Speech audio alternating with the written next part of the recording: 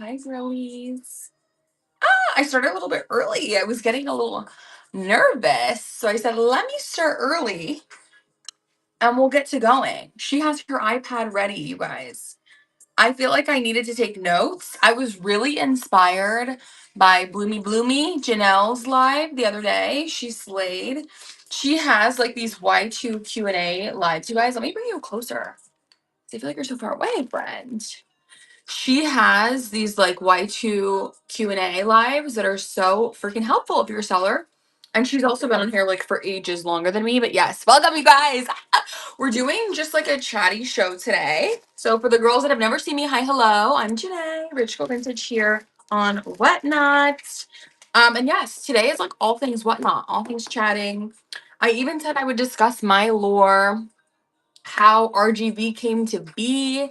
So this is kind of a hangout live. So don't expect anything to be sold. I'm going to do a little givey. I'm going to do it just to anybody because I know several of you probably have my matchboxes already. So this is kind of an opportunity if you don't have a Rich Girl Vintage matchbox. I come out with different ones every like few months or so. So I have that one, or I have my OG black one, which is like my regular logo. Or I have this cutie little olive girl with the pink gingham. So we've had a few different ones. Current rendition is in production. So get ready, girls. Get excited. But yes, I made a ton of different notes for today's live. So I guess we'll kind of get into it. But welcome. If you've not ever seen me or you don't know what I'm talking about, yes, this is definitely a FaceTime chat, y'all. Because I'm gonna be, you know how I get. I get very chatty. I start spilling my tea. I start just going on ad libs because I love being live. I think that's the fun part about it. And I don't want to feel like I always have to sell to you. Like sometimes even I just want to chill. Okay. Like this is my job, but I get it. So I'm excited. Today's gonna be a chill kind of a vibe, a chatty sesh. Look at the show notes, whichever side they're on, because I kind of did a little bit of a synopsis. I wasn't about to do all the bullet points and all that. It was too much. It was too much. So I put them here and I thought we would discuss this way. And that way I could be a bit more collected. So I'm not like freaking out when I'm on there trying to keep up with all my thought patterns. Okay, if you're an air sign, you get it. If you're an air sign, you get it.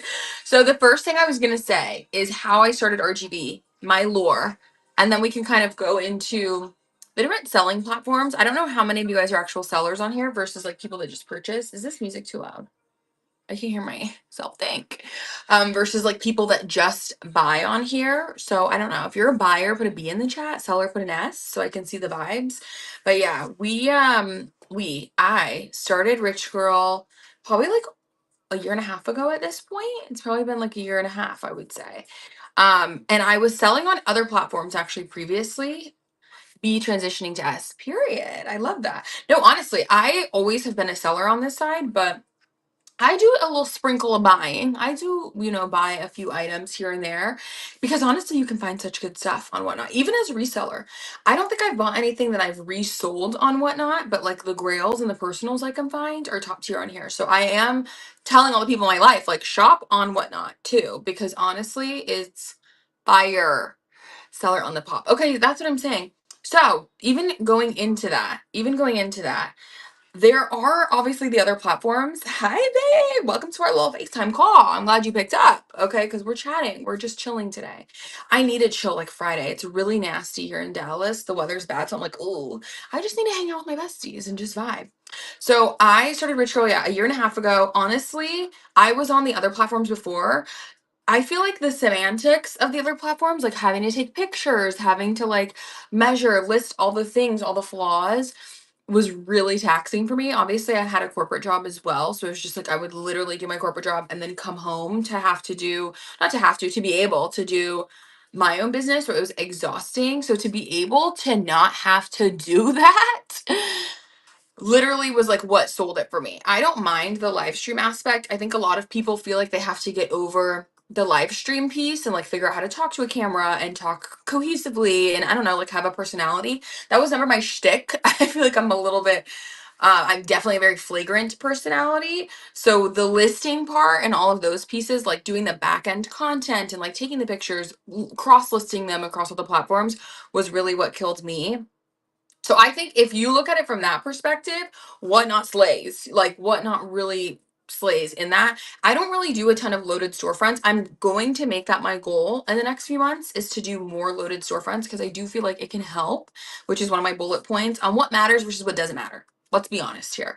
I feel like I'm a straight shooter. I think sometimes people can be a little like, whatever works for you on this app. And I'm like, no, babe, there are some things that don't work. And there's some things that, like, really, it doesn't fucking matter. Like, you don't really need all the tea, the best setup, the best lighting, like all those pieces. Cause I feel like there's a lot of successful people that don't have. So we'll get into that. We'll get into that. But yes, I started selling on Whatnot in November of last year, I want to say. It was either November, or I think it was November or October.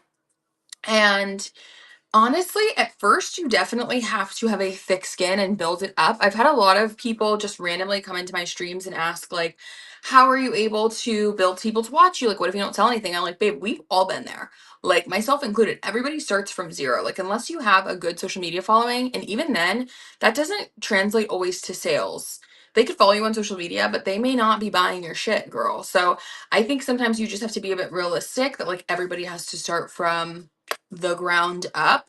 Everybody has shows where they sell, I'm sure, nothing or like a few items.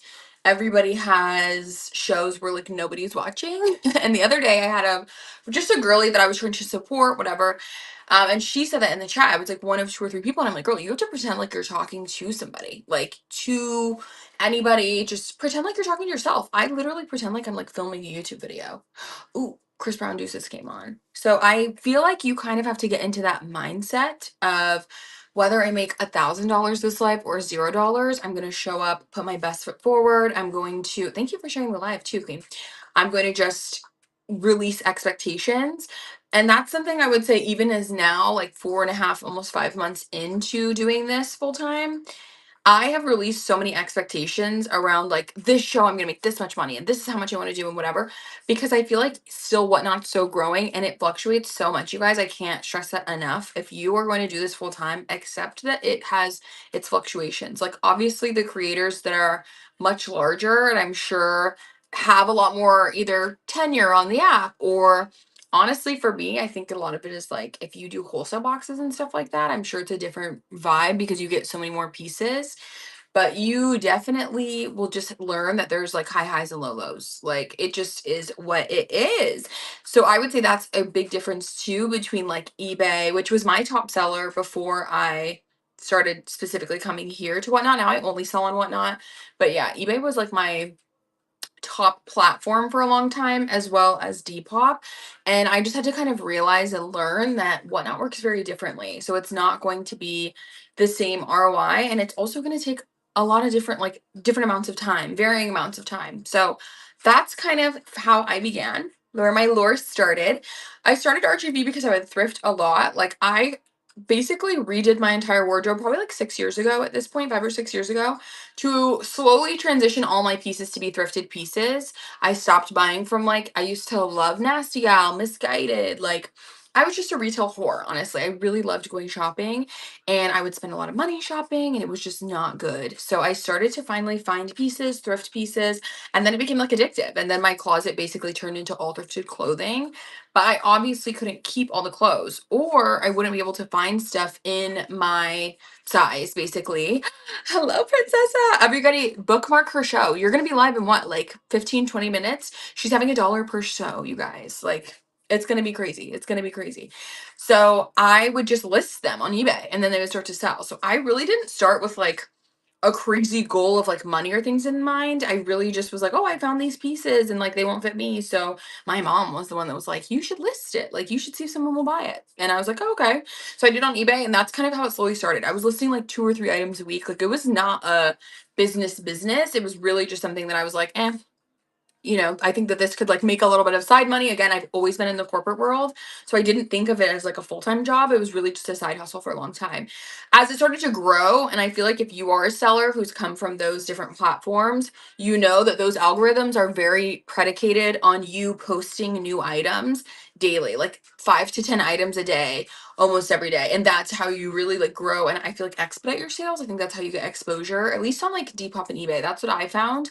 I had to post like almost 5 to 10 items a day to be able to like really maintain a good sales volume. So it kind of became a full-time thing, even though I wasn't doing it full-time in itself. And honestly, my ex's mom is the one that told me about Whatnot. And she was like, you should get on it. Her son, my ex's middle brother, he's the oldest, so the middle brother of the three, he was like, "Oh, I have this app and they like buy and sell cards on it, like baseball cards and stuff like that." And so I was like, "Okay, like maybe I should do something like that." Not baseball cards, obviously, but then he told me that they added the women's like clothing category and he was like, "You should do that." And so she was like telling me, and she told me for probably like months. And I finally downloaded the app and was like, "Okay." And then when I quit my job, I was like, "Well, bitch, get it get some fire under you, you know? Like you kind of need to try everything sort of a vibe." So I was like, fine, let me just try it. And honestly, it was like a sleigh. I'm not gonna say Whatnot was like immediately successful for me. I don't know if like other sellers in the chat have had different opinions and things. But yeah, I feel like within the first week, I was like, okay, this is definitely something I could scale if I like continue to be really consistent in it. Which is what I did, girls. And that's how RGV was born. And that's kind of our like inception story, which is really cool. I don't know where I see it going. I feel like people ask me that a lot. I would love to like reconstruct clothes and stuff like that. I need to learn how to like sew. So I can like hand sew and mend certain things, but I'm like, I need to get like a sewing machine and really get into it. Okay. I'm trying to be like Vivian Westwood. I want to make like really pretty structured pieces, especially for girlies like myself who have larger busts that don't typically find, I feel like, structured pieces in our size. You have to get it tailored. So manifestation, y'all. You heard it here first. You heard it here first. Hopefully, we have some like OG RGB creations coming up. My friend Olivia actually has her own brand who sort of reconstructs stuff. Yeah. Okay, wait. Who, if you know her at, tag her, please, because I would love to like see. Honestly, my friend Olivia does that as like her job. She has a brand called Overchill, the label. So if you want to follow them on Instagram, she basically does beautiful reconstructed pieces. She's been featured in Vogue. It's like her family business. So she's awesome and honestly very talented. I would love to do not necessarily to that level because she like dyes them, does all these things. I would kind of just like to maybe like just re-envision certain pieces, like update silhouettes, that sort of stuff. So we'll see what happens. Okay. So we're going into the notes, babes. We're going into the notes. So we already talked about Whatnot versus other selling platforms, the pros and cons.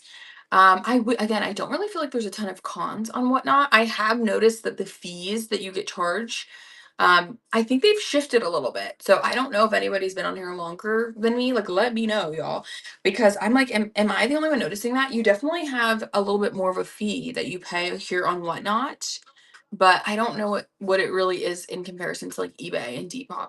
I think eBay you pay like 3% or something like that. I don't remember eBay having like horrible fees. Depop is okay, but that's the only thing I would say is different from Whatnot to here. Oh wait, Val, literally, I need your help. This is perfect. Hello, Queen.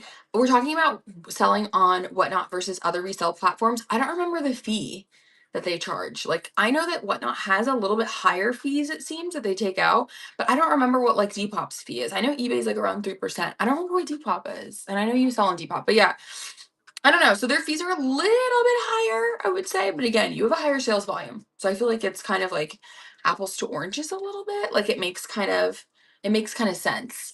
So I know that you pay the payment processing fee, which is kind of annoying as a seller, whereas like eBay charges that to the person buying it. And then I think you pay one other fee. It's a payment processing fee and something like that. Yeah, and I feel like it was like 8%. Yeah, it's kind of a lot. Okay, yeah, everybody look at Urban Cowgirl. Val's comment in the chat. That definitely seems to be the most realistic. So I'm full transparency. I had my premiums show the other night. I sold, I think, 17 items. My total net sold was $785. Out of that, after like the fees and stuff like that, mind you, this is not my cost of goods. This is just after the fees. My net was like 650 something dollars. So that's almost 100 and something dollars of fees taken out. And that does not include the cost of what I paid for the goods. So you kind of have to, hello, lovely. Hi, my love.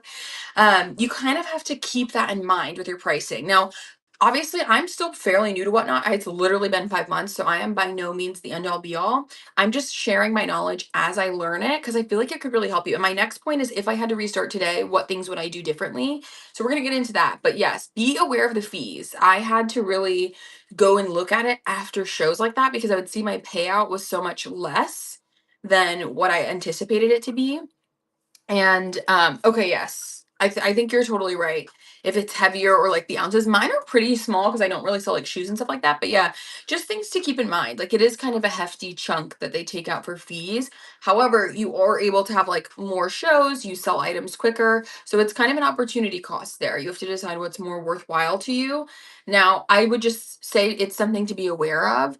Obviously, if you're using other marketplaces in tandem with Whatnot, then I think you can kind of be a bit more strategic about which items you put where in order to get the most out of selling that item. So I only sell on Whatnot, so that's the perspective I'm coming from. If I still was on like the flop or on eBay and maybe you had an item that you knew would most likely sell in the next like 30 days or whatever, maybe go there and try to sell it there first before you put it into a Whatnot show. So there's kind of a lot of strategy like that that you have to think about. But I do think knowing the fees is a huge piece to the puzzle. You can always check that out in your payouts and in your financials.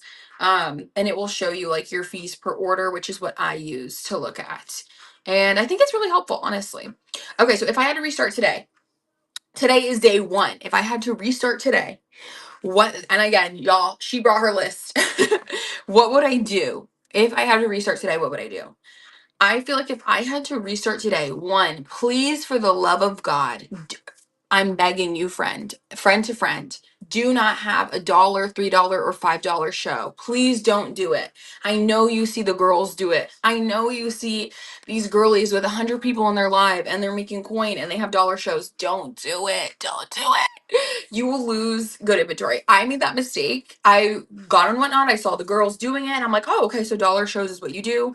It will get bid up, whatever. Mind you, I think just knowing your exposure, knowing the audience that you have, and I'm not even saying like the audience in the sense of like the people in the audience, it's more just the number of people, period, will always be the thing. I don't care if you have 100 people in your life. That does not mean that all those people are going to bid. It doesn't even mean half or 30% or 20% are going to bid. So just price items what you want them to sell for. That was the best piece of advice. I think Steph gave that to me or some. I think it was Steph that told me that when I first started. And honestly, I think it's just such sound advice. Like price items what you want them to sell for.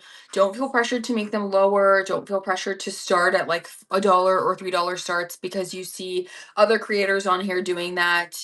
Is it creators or sellers? I don't know. Y'all tell me. Other sellers doing it. Just price what you want it to sell for because you may have one or two people, especially in those preliminary weeks of you starting. So price what you want it to sell for. Do not fall into the trap of like these really short, or excuse me, really like low start shows, especially starting out. If you know me, you know I like never have those shows anymore. I never do dollar, $3, $5. I think the lowest I kind of go is like maybe $9. I'll do like a $9 or $10 show because honestly, there's a lot of time and energy and effort that goes into what you're doing, especially here and Whatnot, and you are paying a lot of fees. So just keep that in mind. You get what you pay for. So that's one thing that I would definitely not do if I was restarting today. A second thing that I would make sure I did is themed shows. Janelle talked about this in her live. If you don't follow Bloomy Bloomy, you should. She has wonderful Y2 Q&As about our category of clothing, about just like meeting new people in the chat, the community, and starting on Whatnot. So I would really recommend going to her live as well. But yeah, I would definitely have curated shows. I try to do like mystery pulls again and stuff like that, and I just don't think it was as good as I thought it would be. I feel like curated shows really do draw more of like a loyal audience. They get to know you, your curation, your taste, your style, and then you in turn get to see what sells, what people like in a really specified category versus like a random assortment of clothes. It's kind of hard to deduce and be more strategic about what people do like. Like obviously you like all those clothes because you thrifted all of them. But when they're not curated and put together, you can't really see what the strongest players are versus like other a bit more like secondary clothes. You're kind of like, okay, maybe I could have passed on these items, or now I know the girls don't really check for them, so maybe it's not something you want to buy multiples of. So that is definitely something that I would do versus not do. Have themed shows. Now on the storefront front, if you don't know what I'm talking about, I mean like the little shop tab, the little store. Obviously you can upload items, you can do auctions where you started at a certain, dollar amount, or you could do buy it nows. I don't really have an opinion yet, I'll be honest, on storefronts. Up until this point, I've done like a mix of some storefronts and then not having storefronts. And I really haven't seen anything too varied of profit. So if other sellers are in the chat and you guys have seen that, please like let us know, because again, that's just something I haven't really done enough of. I am making that my goal. I said that I'm gonna have more loaded storefronts. So check out for my two upcoming shows, you guys. Sex in the City edit. I'm so excited about it. And I'm doing a little cottage, like a dainty cottage summer. Think just like beautiful Hampton summer. I'm doing both of those. I'm gonna do loaded stores to like test this and see, okay, do the girls respond better to a loaded store, or do people just like mystery pulls along an assorted theme? So again, weigh in on that. I'm not 100% sure. I am not the judge and the jury. Okay, next thing. Oh, hello, Shayonce. We're doing kind of a little chatting about Whatnot. But yes, creating your brand on Whatnot. Okay. So this is the third thing that I would definitely do. I think both do well, right? Like, I feel like a loaded store, you have the potential, if people pre-bid, to potentially make more because it brings the like the cost of the item up a little bit. But again, you may not have people bid against them. I don't know. And it is a lot of work. So just keep that in mind. I put creating your brand on Whatnot. So before I came to Whatnot, obviously Rich Girl Vintage was just its own entity. Like people didn't necessarily know it was me. They just bought it randomly. Like I didn't do markets. I didn't do anything like that. So it was relatively anonymous. And I liked that it wasn't necessarily associated with Janae, but that you could buy an item off eBay from Rich Girl Vintage and it got shipped to you. I've always had cute packaging because I'm a Libra. I feel like I need the aesthetics. I do think there's a lot of value in having great marketing. I mean, my background is in radio and television production, you guys. Like that's what I went to college for. So I feel like just media, digital media in all forms is so important. Like I have taken so many marketing classes in getting my degree, and there's just something to be said about marketing and your package. It's your people's first impression of you. So thank you, Rebel Slayer, my queen. I appreciate you because it really is so important to me. So I've always had custom packaging. Now, with that being said, because of Whatnot and the fees, let's talk practicality, girl. Let's talk financials. Let's talk financials. Because I feel like sometimes in different lives or chats, I'm like, I need to hear the details, girls. Like, I don't want any of this. This is what worked for me. No, you tell me what you did and how you paid for it and what happened. Like, I want all of the details. So, my packaging, let me show it to you guys, is I went from using all of this, which these are like custom, nice poly mailers. I bought ones that were like thicker. Like, you can tell that they are really like thicker quality. They're not thin. You can see that they're matte. And I just had my logo printed on them. So I was paying, I want to say like $220. I found a storefront on Etsy that would make them. They came from China. And we went back and forth on the design. We printed that one, and that was great. When I was just doing eBay and Depop, it was much more economical because my price per item, I was getting the most value out of each item. So on eBay, I may sell a shirt for 20, 30, 40, whatever dollars. And it didn't really matter that maybe my cost per item, meaning like regarding the packaging, was actually kind of high. Like I think based on the poly mailers and how much I paid, it was like $1.20 per item. So that adds to just obviously taking away from your profit. So that's to be considered. When I was making more money per item, it made more sense. When I switched to Whatnot fully and my profit per item was less, it was something to keep in mind. Like you don't want to have your packaging and all of your marketing and like all of your little things like this and stuff like that take so much away from your profit that you're making like a few dollars per item. So just keep that in mind. Obviously, you can do things cheaper. I've now switched to just getting standard poly mailers off of Amazon. So I bought these really pretty pink ones that the girls have seen if you purchase from me. And I instead of doing all custom packaging, I switched to like custom stickers that have am I okay? My QR code on them. Can you guys see Beans? Oh, look at him, you guys. Stop. Oh my god, look at him. He's like on my bed just relaxing. I'm in my new room, T. We'll get into that. We'll get into that. But I use these little stickers. They have QR codes on them. And I use that with the other packaging. It brought my cost per item. So again, to ship out an item, this is like my overhead cost because of the packaging. Instead of it being $1.20 for packaging, meaning poly mailer, sticker, match boxes, and these cutie little mesh bags, it brought it down to like 60 cents. So it really cut my costs in half there, but I feel like it didn't sacrifice the quality of like the opening experience. So I would say it's important. Brand yourself. Brand yourself. And honestly, people may disagree with me on that because I have ordered stuff on Whatnot and got it in like a literal fucking used Amazon box and like gotten a lined piece of paper with crayon just saying like thank you and like from big like sellers on here. So some people do not give a fuck, okay? But I do believe that in the long run it does add more to your brand. I think people will recognize it. You can then start to kind of scale the type of brand that you want to have. So I think it is worthwhile. I would rather make a little bit less money to keep a nice representation of myself, but that is not everybody's tea. No shade, no tea on that either. Like that's up to you. That's your prerogative. But I do believe that it matters as you consistently have it. At the end of the day, nobody wants to open it. Like even your packages from Amazon. It's like if it came in like a tattered used bag, you'd probably be like, oh, this is a little weird. So I do think that's important. Personalization, I do think is important as well. I don't think that you need to have like everything personalized. Thank you. I really appreciate you saying that, Queen. I love the package so much. Like, I love the packaging. I put my heart and soul into it, even my matchboxes and stuff. It's very fun to be creative with you guys like that. So, I think it really does come across as like you see the intention I put into it, and I always want to keep that. Like, I always want to keep that. Um, in a bag and I didn't want to buy from them again. Exactly. Like I've had again, I'm not gonna say who, but I've had like really big sellers that will just put it in like an old Amazon box, not wrapped, just the garment in an old Amazon box and reseal it. That's it. No thank you, no shipping slip, no nothing. Like I don't like that. I still spent, and mind you, the things I bought here on Whatnot are personals. It's like I don't think I've had an item on Whatnot that I spent less than $45 on. So it's like you're making money. Like and especially oh, this is gonna get shady. Let me shut up. But it's like I know you're getting it from the bins too. So I know you're making bread off of this. And you can't even like get a poly mailer that costs you 10 cents. And again, I see that as a seller. I know how much poly mailers cost.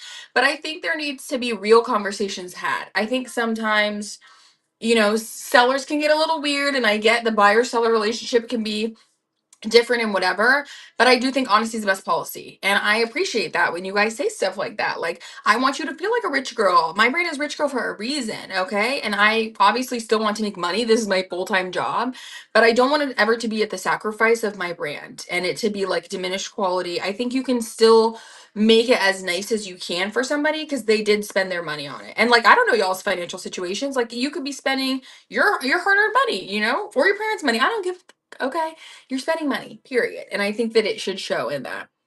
Yeah, I'm so packaging is a big one. Packaging is a big one for me, and personalization is a big one.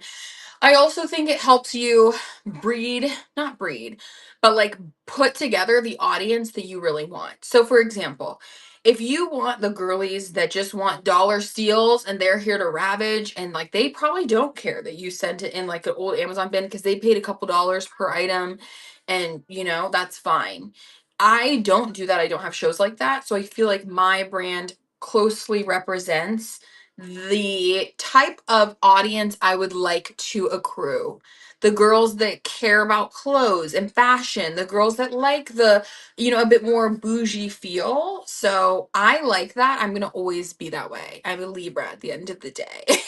And so I like aesthetics. I like that vibe. So I think it is important as a seller to just, again, as long as you are doing it cost per item, for example, these are all my receipts. I just had to file taxes, which tea, you guys, I actually got kind of a break on taxes this year. If you don't follow Lost Hair Clip, she is a fabulous vintage reseller, but she has a really amazing videos on taxes and stuff like that. And I keep all my receipts. And as you can see, I do a cost per item. So every receipt will have my cost per item, basically. So I don't do like, okay, for example, I bought the Versace baby tee that I sold in my premium items show. I don't I'm not like, "Oh my god, okay, this item has to sell for $80." I think I saw it literally on Depop for like 200 something dollars. I did not tell I sold that shirt for like 60 bucks. I paid $9, $10 for it. Like, I only care about the cost per item that I'm paying. I count up how much I spent divided by all the items that I purchased. So no matter really their value, short of it being like Dior, as you guys know I love, or something crazy, crazy, crazy, I don't think you should try on Whatnot to get the max value per item. I think you really should just know and trust and manifest abundance is coming and that you will make your money tenfold if you just continue to like cycle through. Obviously, sell the Grail pieces for like what you believe that they're worth, but don't try to do it for every piece you sell. I think sometimes sellers on here get a little caught up in that, and then they end up a bit price gouging and they're like upset that people don't want to buy from them. So I think you teach your audience how to buy. I feel like my audience and the girls that consistently buy from me know that I'm trying to get you like the best deal. I don't make my prices crazy even on my premium show. So you kind of, it goes back into the idea that Whatnot is a great way to make money. And again, it's more of a volume game versus a maximizing profit for each item game. So keep that in mind. Okay, now let's get into what matters versus what doesn't. This is based off of several lives that I've been a part of. So not like specifically Janelle's live, but I've been a part of several different lives of people doing like just seller Q&As and whatever. And I feel like I agree with most of the things. I would just say in my eyes, there's certain things that really do matter. And then there's just certain shit that really doesn't. Like obviously the things we've talked about thus far matter, but there are certain things that I'm like, this isn't that big of a deal. So matters. And I've not heard anybody talk about this, but I'm gonna be very real with you. As you know, I'm a Sagittarius rising. The truth has to come out. My first thing that I put, y'all, appearance slash personality. I don't think the girls wanted to say it. I've not heard anybody say this. I've not heard anybody do it. At the end of the day, let me scoot you in when I say, let me hold your hand when I say this. This is a live stream. People have to want to look at you. They want to have to hear your voice. Like it does matter how you look and how you present yourself. And I think that that can go into many different things. We'll go into that. But your appearance and your personality are important on live streaming. I really do not ever come on live looking disheveled, looking crazy. I try to like put myself together a bit. I try to wear something kind of cutesy. Like I feel like it is really important. These are your first impressions. Like, this is people's first impression of you, of the clothing that they're going to buy from you. And honestly, humans inherently will assign value based on how you look. Even before we speak, even before they really truly meet you, like, our brains just work that way. It's very interesting. Don't shoot the messenger. I think people can sometimes get a little bit uncomfortable when you talk about presentation and personality and articulating yourself and all the things. This is not criticism to anybody, but it is a constructive piece that at the end of the day, this is the world we live in. And this is like the medium that we're choosing. Live streaming is difficult because you do not have edits or cuts. Everybody sees everything. So you're kind of orchestrating a perfect show. I do believe that my radio and television training came in clutch here because again, I've worked on sets before of like live newscasts and things like that, where you're like, all right, everything has to be timed perfectly, like you're doing it in perfect succession.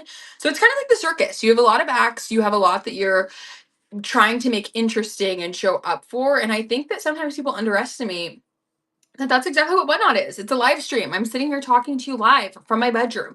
And although I think that like having a light and things like that can be important, and we'll get into what matters versus what really doesn't matter deeper.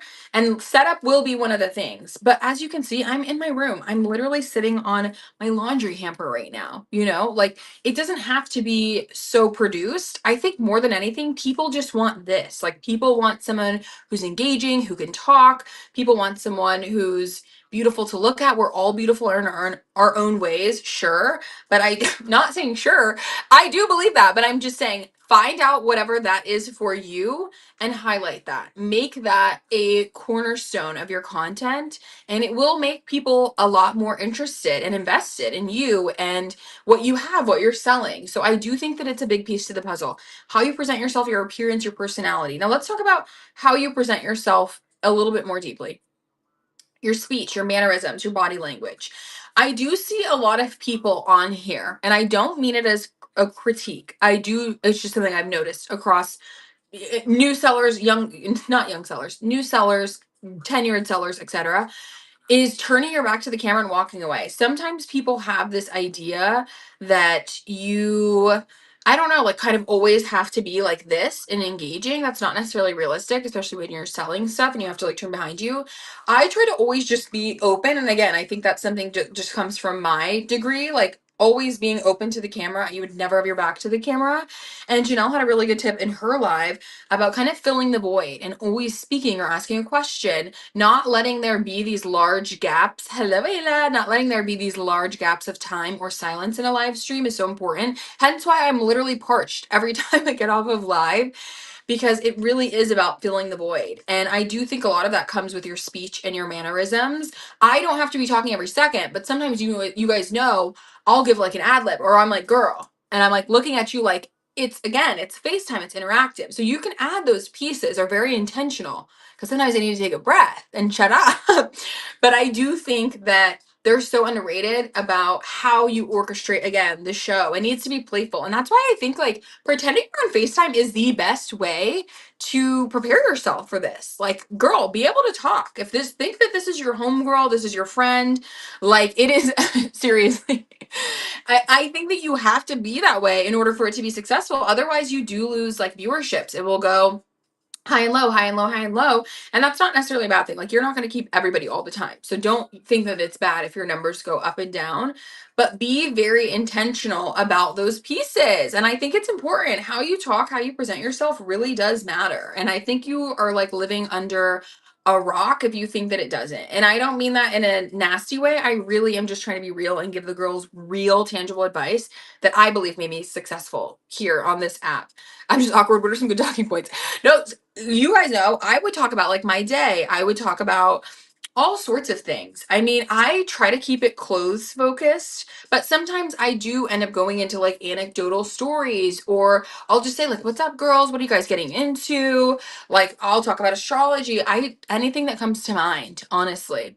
Anything that comes to mind. And I want you to really get comfortable just letting it come out, because I used to kind of censor myself a little bit, but I do think that as you grow closer to your audience, it just becomes more of like a true dynamic. It kind of breaks the fourth wall in a way. So you're not like this caricature. Like, at the end of the day, I'm a real person sitting in her real bedroom who sells, real clothes, and I'm talking to you guys. But you kind of break that fourth wall because it's not like you're voyeuristically watching me. I can see your comments and stuff like that. But sometimes people don't talk in the chat, and you have to really get creative and make them talk or make them have something that they can engage on. I think always asking a question is like the best thing that you can do. And sometimes it'll be simple, like I'll be like, you guys, is this ugly as shit? Like, did I thrift something gross? Like, be honest with me, and I'll show what it is. So sometimes you can do stuff like that. And I think that that's a good way to get them voting, or even doing a poll is a really good way to get people engaged as well. Now, again, you still have to be talking. We're never not talking over here, girls. But I do think that it will help you at least have something to discuss. Polls are a really good way to gauge what people like, whether it's like a type of clothing. Are you looking for a certain size? I've seen a lot of people lately be like, have you, oh, she wants to creep up.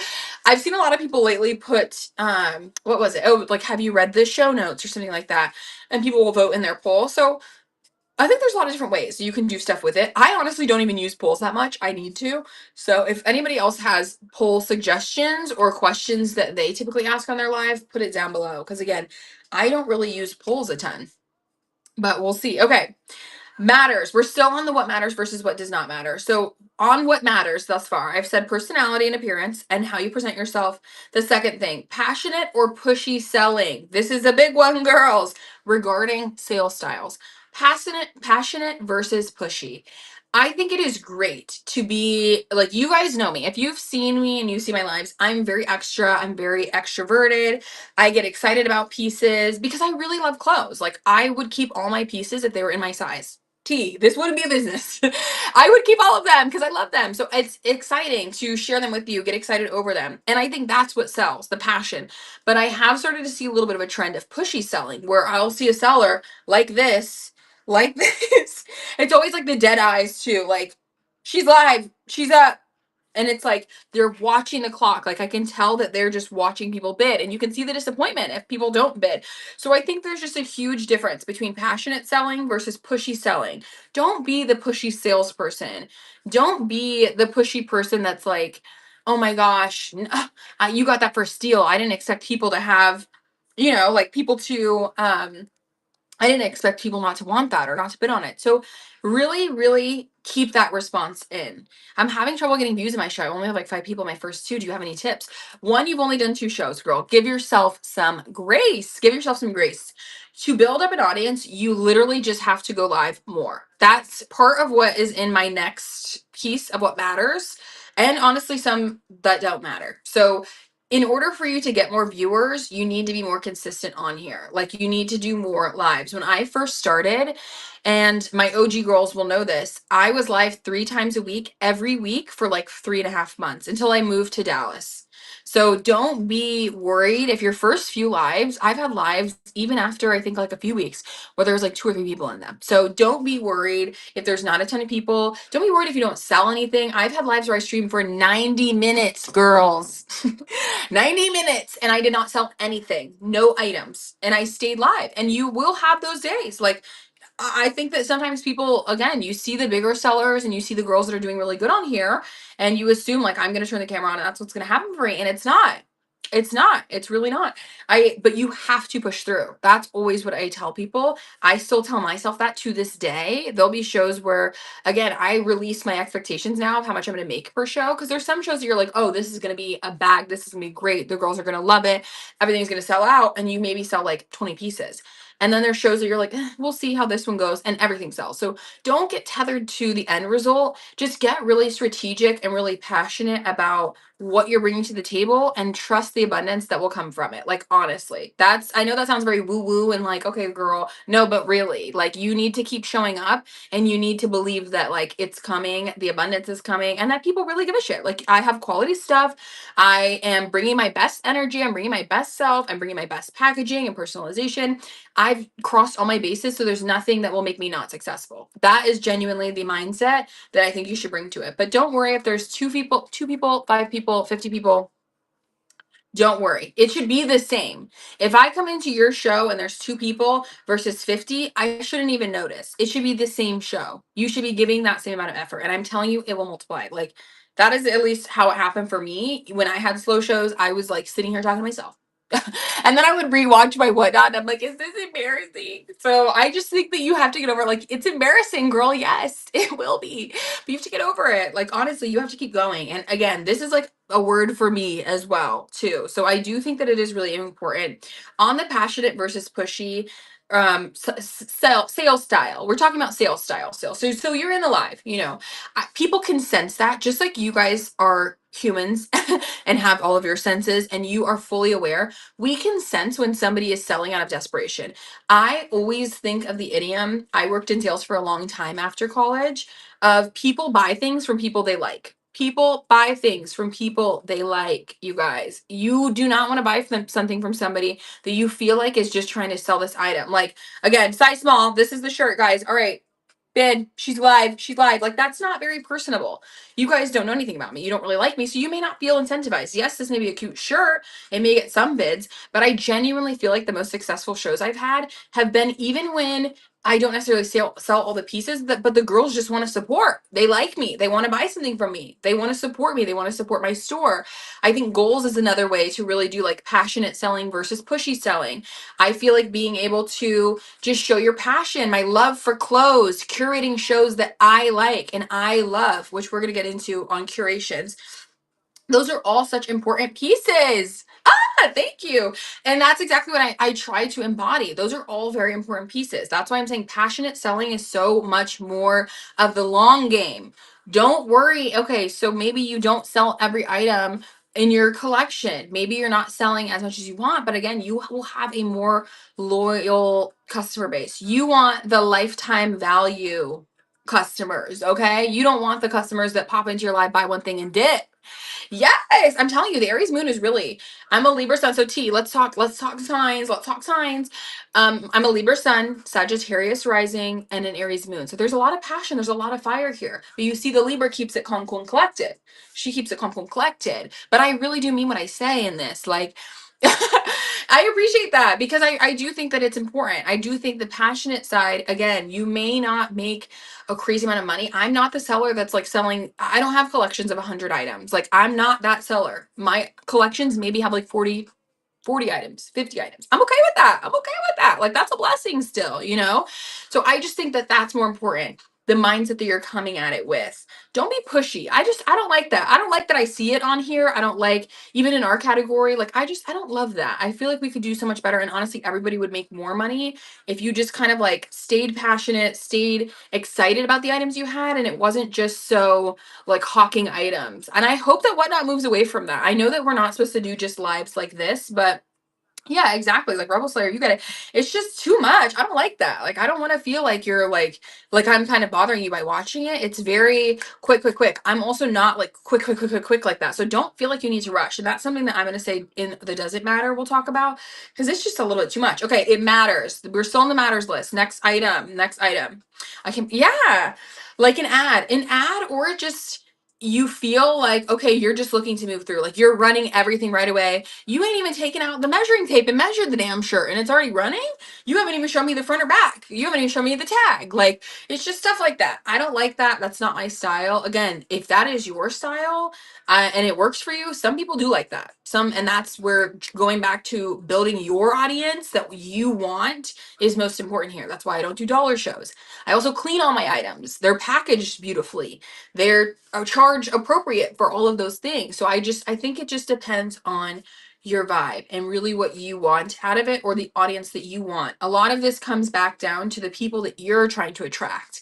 I'm not attracting those people because I'm not the one that's like rushing where you come into my chat, you just throw your requests out there and you buy the item and dip. I would want the girls that are more loyal and the girls that like to chat, that like to really enjoy the pieces, which is why I reward that by having like premium shows and selling really good shit on here and not listing it on eBay or Depop or wherever where I know it can make more money, because it's like a give back. Like y'all support me, I'm supporting you. You know, I'm putting you on. So I think that's a huge one. Okay, next thing that I would say matters. This is a huge matters, and I think sometimes I'm gonna tell you some of my stories that I've learned from this. But again, some of it I'm like, some of the items that I see that get sold. Okay, jump scare. Quality of inventory. Quality of inventory, girls. Now. I don't mean it has to be designer. I'm not saying that. That's not what I said. That's not what I said. I said it has to be quality. I see a lot of inventory. Thank you for sharing the live stream, anti-relevant. That is either like damaged or in gross condition or like clearly not washed and things like that. I do believe you get what you pay for. Like some people that works because they're doing the volume game, so they're just kind of like hawking stuff from the bins. But I do think the quality of your inventory does matter. It really does. If you are selling like, and there's so many niches on here, so don't think that your niche won't be successful or that you can't be successful if you're not like selling designer or like the craziest items, because you still can be. But I do think it matters the quality of like your curations more so. So not every item has to be like a grail, but I would say if you're going to do collections, you want it to be a very quality cohesive theme. I've found, and even this is where I've messed up, I saw, oh my god, the girls are loving Abercrombie and like Victoria's Secret fold over pants again and Hollister. So what did I do? I went out and bought that stuff. I started thrifting those things, even though that's not my personal style. Whatever.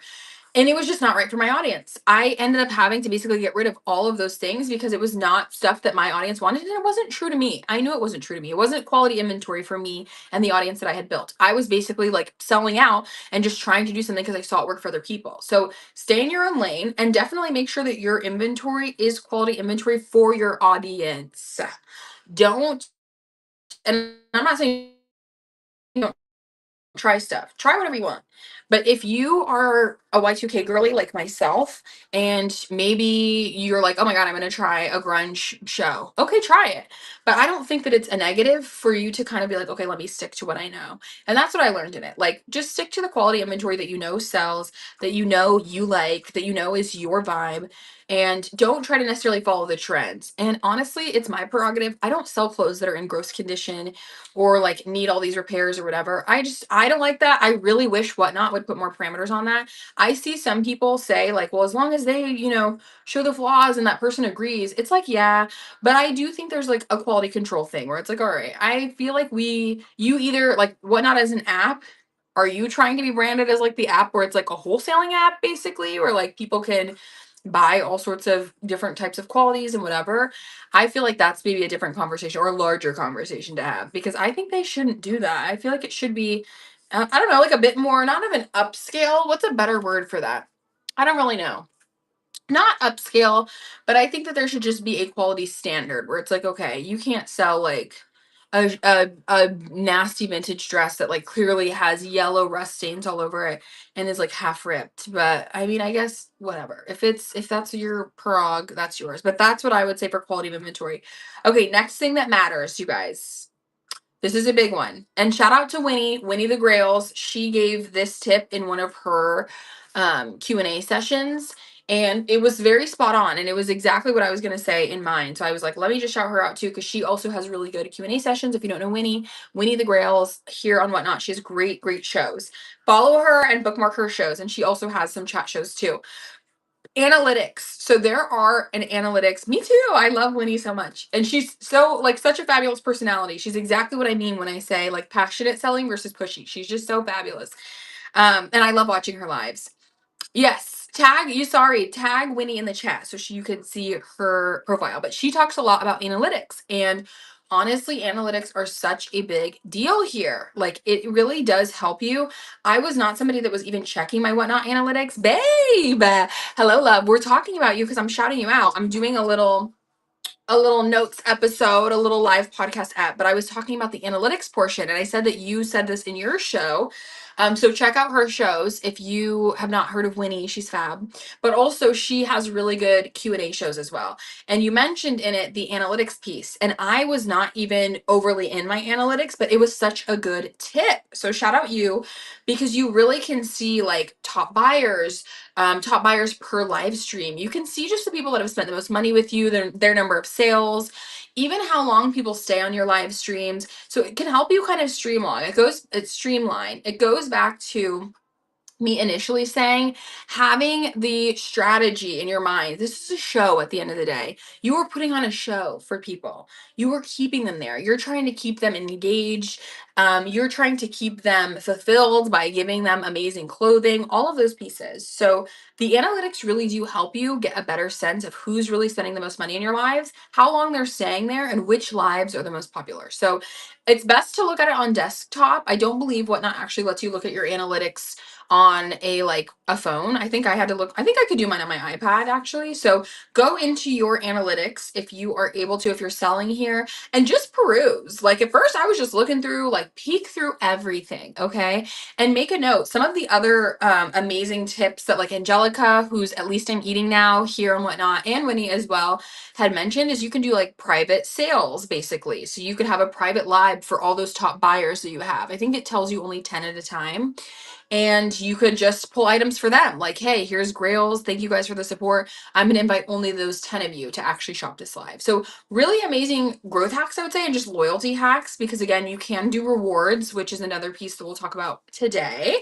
But I do think it's a really helpful piece to the puzzle, basically, to be able to not only see again the holes maybe in doing in your shows, but also what you're doing really well. It also shows a comparison of your shows week over week, month over month. So you can see, are my numbers up? Is my viewership up? Are my sales up? There's a lot of good analytics. So do not sleep on those mother analytics, girls. I'm telling you. I'm telling you. I'm literally telling you. Winnie's telling you. Winnie's telling you is the real tea. Okay, last thing that I said that really matters, that I put on my matters list. Pricing. Now, I've said this before. I do not believe in like dollar shows, $3 shows, $5. And if you do, I love that for you. I hope you're making money, but I would not start out by doing that. I think pricing, as I said, I really like, I almost want to put this on a t-shirt because I stand on it. It literally is, you need to price what you want it to sell for. Do not price because you're like, okay, maybe it'll get bid up $10 and that's what I'll make. No, sister, learn from me. Learn from me. I have had shows where it just did not work out. Like things will sell for much lower than you think. So just initially, I mean, again, I see a lot of larger creators that will have like dollar, $5, $7 shows. And I do think once you get exposure, you can literally kind of maybe amend that, but even then it is a gamble. You'll still see large creators run a top and it won't, like, nobody wants it. It does not matter, girls. Sell it for what you want it. Exactly, Audrea, you get it, because it's just, I lost, you guys, my first dollar show. I think almost every item I ran, I only ran like 20 items because I was just getting nervous and I was like, wait, nobody's bidding. Like, it doesn't make sense.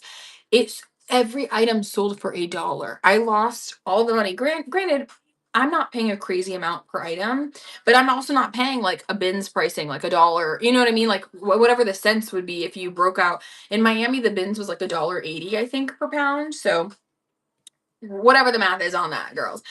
But it's not sensical. It wasn't the brand that I was honestly. Yes, I was. It's so and I think Val had put in the chat it was like 18%. It's kind of hefty, or 13%. It's kind of hefty. So just be aware of that. And honestly, again, it just because you have the audience does not mean people are going to bid. That's something that I totally realized is like, okay, just because you have a lot of people watching you does not mean that they're all going to bid, babe. Doesn't mean anyone's going to bid. So sell it or post it for what you want it to go for. If you're like, I would accept 45 for this top, put $45. I'm so serious. I'm just so serious. Don't say I didn't tell you either, because I think a lot of sellers will be like, oh, it's up to you. You know, sometimes it works. It's your profit. No, I'm here to let you know. Don't do it, babe. You're going to lose money. I keep trying to tell that. I'm telling you, like Winnie's been telling the girls too, especially go to her Q&A chat, y'all, because seriously, she will tell you too. Don't do it. It is a loss. Even $3. Honestly, shit, $5. Like my cost per item is typically around anywhere from $3 to $6 because I source all my stuff from like true thrift stores, vintage estate sales, like those sort of things. And I would be losing so much money. Like that dollar show really opened my eyes. Now, when I was doing a moving sale, and I needed to clear out some inventory because I was moving from Miami to Texas, where I am now. I think it was $5, and now that was okay. I feel like okay, again, I'm moving, so it was kind of like cost benefit. I'm gonna have to donate some of the clothes versus I might as well make what I can make and take a little bit of a loss. I can recoup a little bit of my money. So in certain instances, fine, but just don't ever do $1 or $3. I really don't see it working out that well. And unless you have that big of an audience. Valexi on here, Valalexi, I love her. And she does only dollar shows, but she has 150 people watching her, and she's really groomed that audience to know and to understand the type of stuff she has. So I don't know. I think it can be really successful, but again, I don't think it can be exactly, literally. I don't think it will be something that like I think either that has to be what you're known for or that's it. Exactly. Yes, yes, sorry. There could be literally 100 people and it will sell for $10. Or it won't sell at all. I've seen so many people like run an item and nobody wants it. I'm like, out of 150 people, nobody wants the item. So don't think that the viewership, and that's what we're gonna get into, doesn't matter.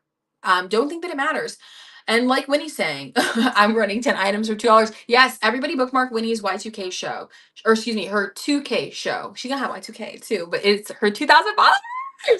I'm so proud of you. Winnie was like one of the first people I met here on Whatnot and was like in my lives and stuff interacting. Like she really was like probably one of the OG girls, Winnie, who like really interacted and would like cut it up in the chat with me.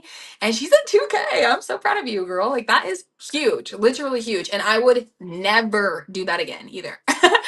Literally, I'm like, never. $2 because I think people will run it up though, Winnie. You really like you're also good at training your audience to kind of buy how you are. I feel like people and your items are gonna be crazy. So I know people will bid the $2 up.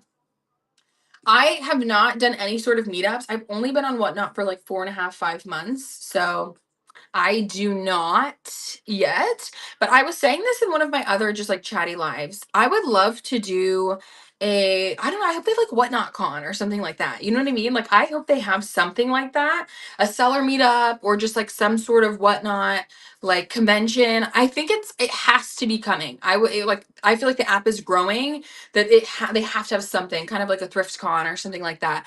I would love to do that in Tampa last weekend. Oh my gosh, and in Nashville. Wait, is it from Whatnot or is it just in general?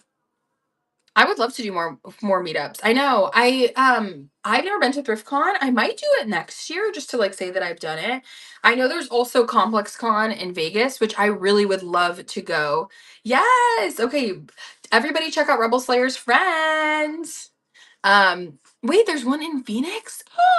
You guys, was Whatnot sponsored, but the Nashville one is not, but there's like 300 people RSVP. That's crazy. See, I'm telling you, Whatnot is really growing. I know I've seen some sellers like work with Whatnot, the app, but I need to go. I need to figure out how to work with them. I want to do a little sponsored Whatnot video. So everybody manifest that for me, that Whatnot wants to work with me directly. My line's open, Whatnot. My line's open. If you want to hit it, we'll hit the line. You guys know what I'm saying. That's crazy. Okay, I have heard that ThriftCon is kind of pricey too. And I assume that I assume it's kind of like markets.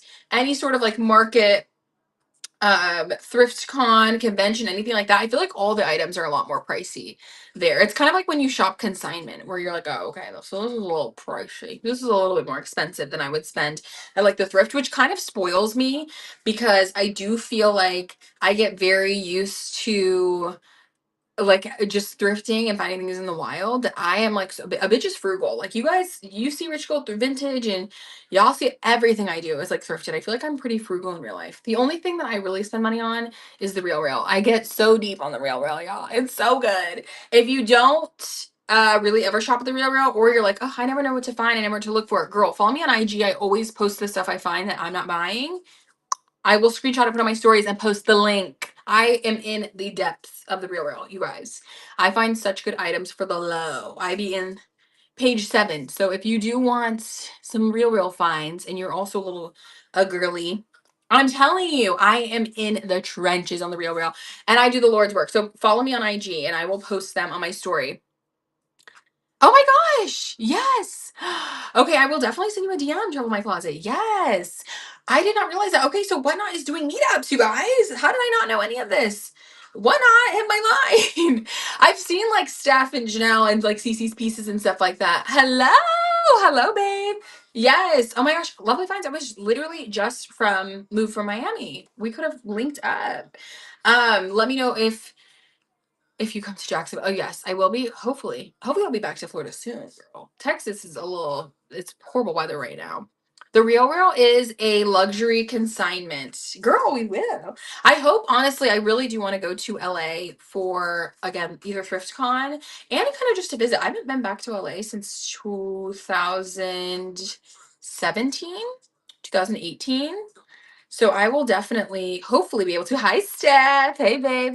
But yeah, the Real Real is like a luxury consignment. So it's a website. I'm obsessed because I love the woman who created the Real Real. I'm so obsessed with her. She's just a girl boss. She started with her own money, her own venture funding, and bam, it proliferated into this huge consignment store. But you can find so many good items, you guys. They have vintage on there. They have sale items. It's just a huge aggregate of like all sorts of vintage. So it is wonderful. Oh my gosh, but the estate sales are crazy. I'm telling you, I have heard LA estate sales are crazy. I watch Macy Elenes, Blazed and Glazed here, on TikTok and on here, and she always has the best estate sale finds. Cause y'all have like celebrity people, agents, people just around Hollywood and stuff like that. I feel like they just have the goods. I would be broke, but I also feel like the prices are very expensive. Like today, I went to an estate sale, this morning here in Dallas, and like the stuff is normal estate sale pricing. It's like what I would expect. So, like I'm paying like $6 an item. You know what I mean? It's not like crazy. Obviously they have like expensive stuff, like certain premium items, but I feel like the regular stuff is not crazy expensive. Whereas in LA, it seems like everything there is like expensive. I know. So I see people camping in lines. Y'all be camping in lines in LA to get into these houses. That is crazy. I've never seen people camp at like estate sales or something, or like wait outside to have to like go into one. You know what I mean? So I definitely get that. I feel like that's a little bit much for me. I can't be out in the rain now, girl. I'm just gonna be on the Real Real. So again, if you want Real finds, let me know. Okay, so pricing was the last thing that I said that mattered, honestly. So quick recap for the girls. Quick recap for the girls. Flocks like seagulls to the good spots, literally. And that's what scares me. Like, I don't know. LA has never really been my city. I'm gonna be honest. Don't shoot me, girls.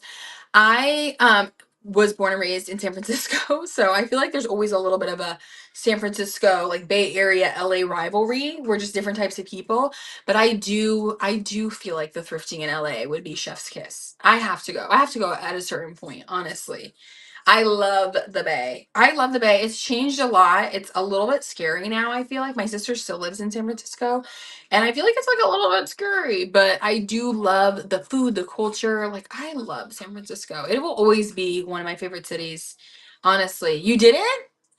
Okay, so T, maybe LA is not it. I feel like if you go in LA, though, you have to go outskirts. Like just like here in Dallas, I don't thrift anywhere centrally in Dallas. You have to go like out into the suburbs almost here in Texas, and that's where like the good shit really is. And like the better pricing, honestly. A lot of the thrifts in central Dallas are like consignments. So I feel like it's a little bit more pricey. The Bay has fire thrifting. It is a little bit more expensive too in the Bay, but I feel like you get what you pay for. Like there's way more designer and just way more like premium pieces for the low. Like their thrift stores are bar none. Bar none. I feel like they're crazy and I love them. Okay, so a quick recap, girls. A quick recap. What matters? Appearance is cheap and for good brands. Honestly, I wouldn't disagree. I haven't been to a Goodwill in a long time because Goodwill, I feel like, is just Goodwill's tried it. At least here in Texas and honestly in Miami, Goodwill had tried it and then some. Like you would find like a blank white t-shirt for like $25. I don't know what it is. They've marked up all of their prices, at least in the areas I've lived. So maybe, yeah, maybe it's a little bit better. Yes, girl, it is crazy here. The Goodwill, like you'll find I feel like just not even like great brands, and it'll be like a $20 shirt. It's crazy. It's really not anything to write home about. Salvation Army is pretty fire too. We don't have a lot of them here that I've noticed in Texas. I think we had a better one when I lived in Orlando, Florida. You guys, I miss that Salvation Army daily. Every time I went, it was 50% off the whole store. I swear they kept 50% off the whole store for like months at a time, and they would just have everything 50% off. It was so good. It was so good. I don't know if they still do it. It was in Orlando, but if you live in Orlando or near Orlando, go to the Salvation Army. It's on West Colonial Drive, babe. That one is so good. I feel like I always would get Holly Honest from there because again, it was like 50% all the time. Yeah, exactly. I don't know. I don't even know what the schedule is, but it was on the side of their building for like months. 50% off entire store. I'm like, perfect. In Miami, I feel like there was a few good thrifts, but none of them were Salvation. A lot of them were privately owned thrift stores, which is a little tea because some of them were like cash only, and you're like, oh, interesting, interesting. But there was a lot of good finds, I would say. Honestly, I miss Miami thrifting. Texas has spoiled me. I feel like I've started to get a groove, started to understand where to go. And honestly, y'all have way more estate sales here, which is cool because Miami did not have very good estate sales. You would think, but it really didn't. It really did not. Okay, so things that I feel like don't matter. Let's be honest. Let's have some honesty hour. Things that don't matter. The length of the stream. The length of the stream, girls. Some people have said like you need to be live for 2 hours. You need to be live for 6 hours. Not six, but like 4 hours. You could go live for 1 hour. I don't really think it matters. Again, you look at your analytics and see how long people actually stay on your stream. And you can also see the increments to which they buy. Are you selling something every 15 minutes, 30 minutes? Did everybody buy in the first 90 minutes and then you were on for 2 more hours and you really had kind of low sporadic sales? So the length of the stream doesn't really matter to me. I don't really think it's that deep. I don't really think it's ever like, yeah, kind of the same, honestly. I would say 2 hours. The longest I've ever been on a stream was like 4 hours, a little bit over 4 hours. And it really was just my energy was going. Like I was up, I was doing it, I was just ready to go. So I think a lot of it depends on the energy that you're bringing to the camera. Are you still engaging? Are you still happy and upbeat and like being able to kiki? Or do you really notice yourself start to be kind of like, all right, like, yeah, all right, next item, guys. Like, I would cut it just like Lovely Finds is saying, find your sweet spot and cut it after that. Do not start going into the like pushy selling side because you're like, oh, okay, like buy stuff. Like I want to get off. I'm tired. Like, but I want to sell this shit. I would rather you, and I think it would be probably best practice to just end it there and then do like a part two show the next day. But I do think your energy matters and how upbeat you stay and how you present yourself and how your personality shines through. So don't push yourself to stream for like 3 hours. If you're in your first week or 2 weeks of doing this, I streamed my first week maybe like 45 minutes, then an hour, then like 90 minutes. So try to increase your increments, but don't feel like because you see big streamers on or other streamers on for 30 minutes or 30 minutes, girl, for like 2 hours at a time or whatever. Queens, thank you. I'm trying to do this for you. I'm really like, I really sat down and thought about my first 4 months and was like, what would I want like as a big sister to help me? Because honestly, there are a lot of tips. And I do think people will give advice on here, but sometimes it's not very granular. And it's like, what's actual tangible things that I could take away and what shit really does not matter? Like, what things don't matter?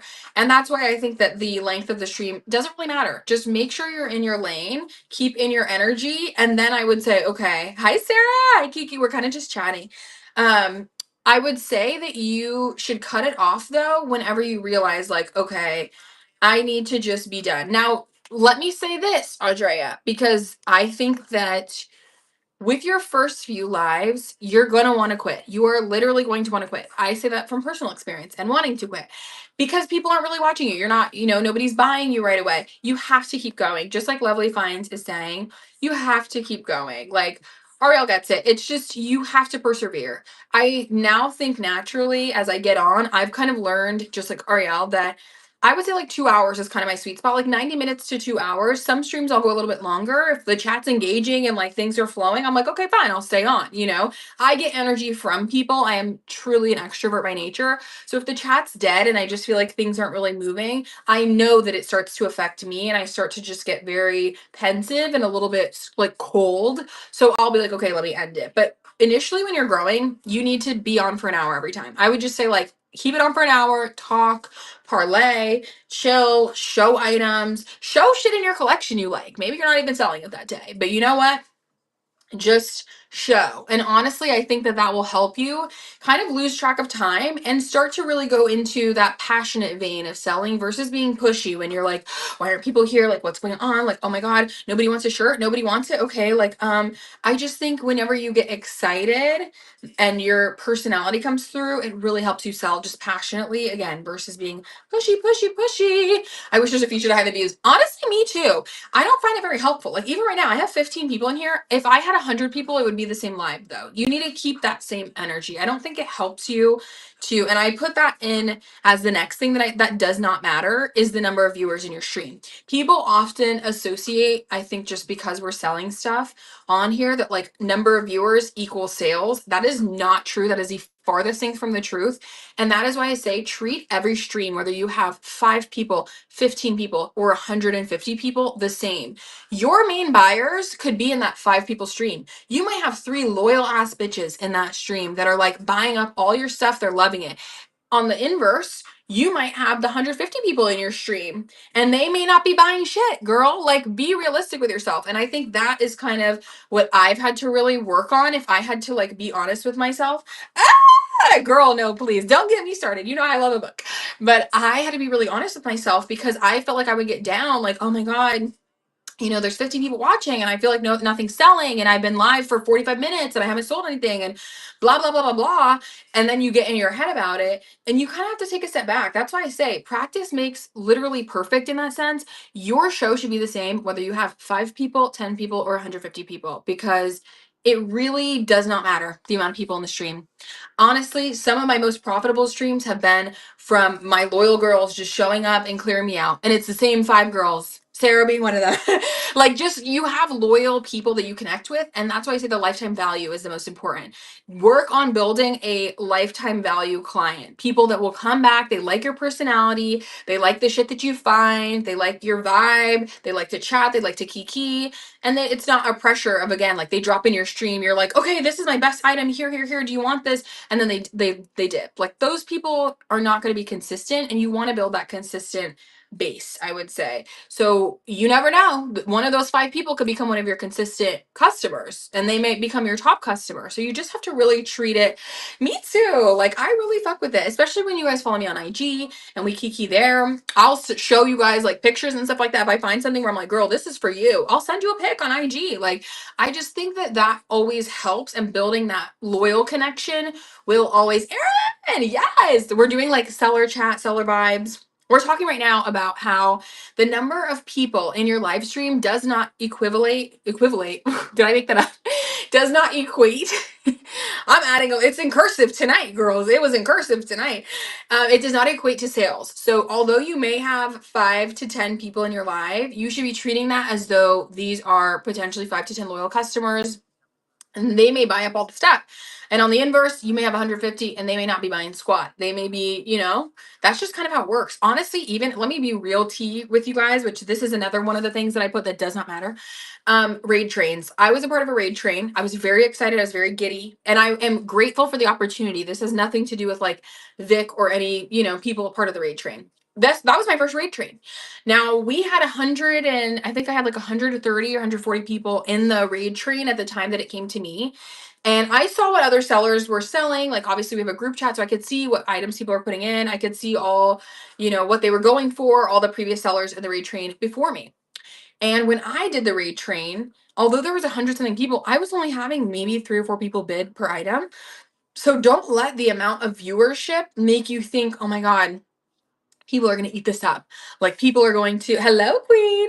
People are going to buy everything. And okay, 150 people, that means this is going to sell for XYZ. Release your expectations, girls. I've said that from the beginning of this live. Release your expectations. Go into it with your own intentions, your own mindset being clear. And I'm telling you, the abundance will come. But don't be worried initially if you only have 2 people, 3 people, 5 people, and nothing sells in your first few shows, even, like it just does not happen overnight like that. You have to keep showing up. And honestly, you have to keep showing up as though you're fucking making $3,000 a live and you're loving it, Like that's part of the gig, if you will, of being a live streamer is like being excited, being, jovial and just being able to turn it on. It's not always going to be happy, girl, but exactly, you got to fake it till you make it. Exactly. Oh my gosh, Sarah, I learn that every time. It's the stuff that I'm like, oh, this is a fucking grail. The girls are gonna eat this up. Doesn't sell. And then it's the top that I'm like, should I put this in the show? I don't know. Bid. You never know. That's why I say release all of your expectations. I have learned that so many times here and whatnot because you really don't know. Like you don't know. You don't know what the girls are searching for. There's really no algorithm that I know of yet on, what people are looking for and searching and whatever. I don't know how that would work since they're live shows, if they can search for items. Y'all let me know in the chat. But I am always flabbergasted at the stuff that people bid way up and then the stuff that like nobody almost bids on. And that's why I say price what you want it to sell for. Because you never know. You may think it's a grail and you're like, oh, I'll put it at $10. The girls will bid it up to 60. Different vibes. Like I'm just telling you. Welcome to a brick and mortar store, you'd be thrilled. Exactly. That's a really good advice, Erin. If you had 10 people that walked into a brick and mortar store, you'd be happy and you'd give them all attention. You give them all energy. You would be excited to see them. You would be passionate about the stuff you're showing. I think that's really the biggest. Was 8 hours. Girl, I cannot believe that. You go, baby. I use speech to text a lot. LOL. That is crazy though. Oh my God, 8 hours. The longest I've done is 4.5. I can't do it. Erin has amazing energy. 1010% Rebel Slayer. She is like exactly what I'm talking about when I say just be passionate and friendly and don't rush. I almost, because like you guys can see, I speak fucking quick. Your girl is da da da da da da da. Okay. It's the Aries moon in me. It's the Sagittarius rising. You're locked. And I have to like calm myself down. Like I don't rush. They'll be there. The people that are meant for you are going to be there for you. So I think that there are pieces like that. And you can see other sellers. And even if you go to other categories and whatnot, I've started to peek into other categories just to be like, wait, what are y'all on? You know what I mean? Like the guys' clothing, cards, like there's so many categories and whatnot, but you'll notice kind of themes like that where the people are very, especially the guys, they're like, who wants to chat? Who wants to chat? All right, chat. All right, chat. What are we doing? She's bidding up. She's bidding up. I'm like, oh my God. So I just don't fall into that at all. I think it can be too much a little bit. And Erin's right. Like you get to make personal connections that way. You're able to really, me too. I immediately leave. I just don't like that chaotic energy. We were talking about that before where it's like, okay, this is like very chaotic. And sometimes that's too much for me. I don't want to feel, okay, so let's go meta here. Follow me deeper if you can, girls. This is going to be kind of weird, but we're going to go. It's already interesting to live stream because there's an element of voyeurism to it in the sense that you guys are obviously watching me. I cannot see you, but you can see me. You can see where I'm at. You can see my room. So I feel like whenever they treat you as though you're just like an imminent watcher and there's no actual connection, I don't like that. I feel like then it feels icky to me because I feel like I'm kind of like perceiving something and watching something, but I don't engage with that person. So again, it's like a voyeuristic piece to it that I don't like, which is why I like that like the girls speak in the chat and we go back and forth and you guys follow me on Instagram and we actually message and stuff like that. I don't think I could do live streaming if it was just like how the guys do it that I see, because I just feel like it's a little like that. I'm like, oh, you kind of have to be okay with people just like watching you, but they're not interacting, they're just bidding and that's it. So it's a little bit, I agree with you, Erin. It's a little bit weird, but some people do like that. Like you want a quick live and you want it to just go through, and that is what it is. And I think that that can work for certain people, but for me, it's just a little icky. Okay. Next thing that doesn't matter. So we've already said the length of the stream, the number of people watching. The next thing I said is your sales volume, which goes into kind of what we were talking about people selling things so quickly. I think a lot of streamers on here are obviously trying to make as much money as they can in a certain set amount of time, which again, if that is your prerogative, that's fine. That is up to you and how you want to run your business. I do think that there is something to be said though. If you take your time, you take the time to measure, oh my gosh, Erin, no, not imposter syndrome. I feel like you definitely are a slay on here. That makes me so sad to hear. I do believe that if you take your time, it actually helps increase your sales. People can see the item, they can see it measured. You can give outfit inspiration with it, and it kind of gives all of the full picture when they personify themselves in it. Ooh, my laundry basket's about to cave in, and you guys are about to watch me fall IRL. So I think that you should do that and think about all of those factors instead of just thinking about how can I sell as many items as possible. People will assign value to your item based on how you present the item. So if I'm presenting you just this shirt like this, you don't really see anything about it. You're kind of like, okay, whatever. If I have her on a beautiful hanger, I'm showing you all her details. She's mesh, she's vintage the limited. This is a dead stock piece. She has these beautiful panels. She's see-through, like all of those pieces, then I think that you get more of a full picture and you're willing to spend a little bit more. Now you're really intrigued about the item. Let them salivate a little bit, you know?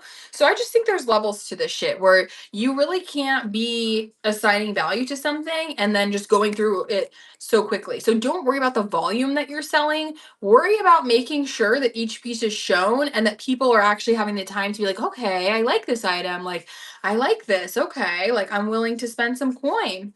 Everybody give Erin some love in the chat. You are lovely, Erin. Please. You are so, so lovely. And I want them to be happy with it. And they will be. You have amazing pieces. I'm telling you, they will love it. I love my pieces from Erin, and I still have all of them. So I do think that you should take your time. Don't be worried about sales volume. I've had lives. I think my most profitable live, I only sold 17 items and I made $800.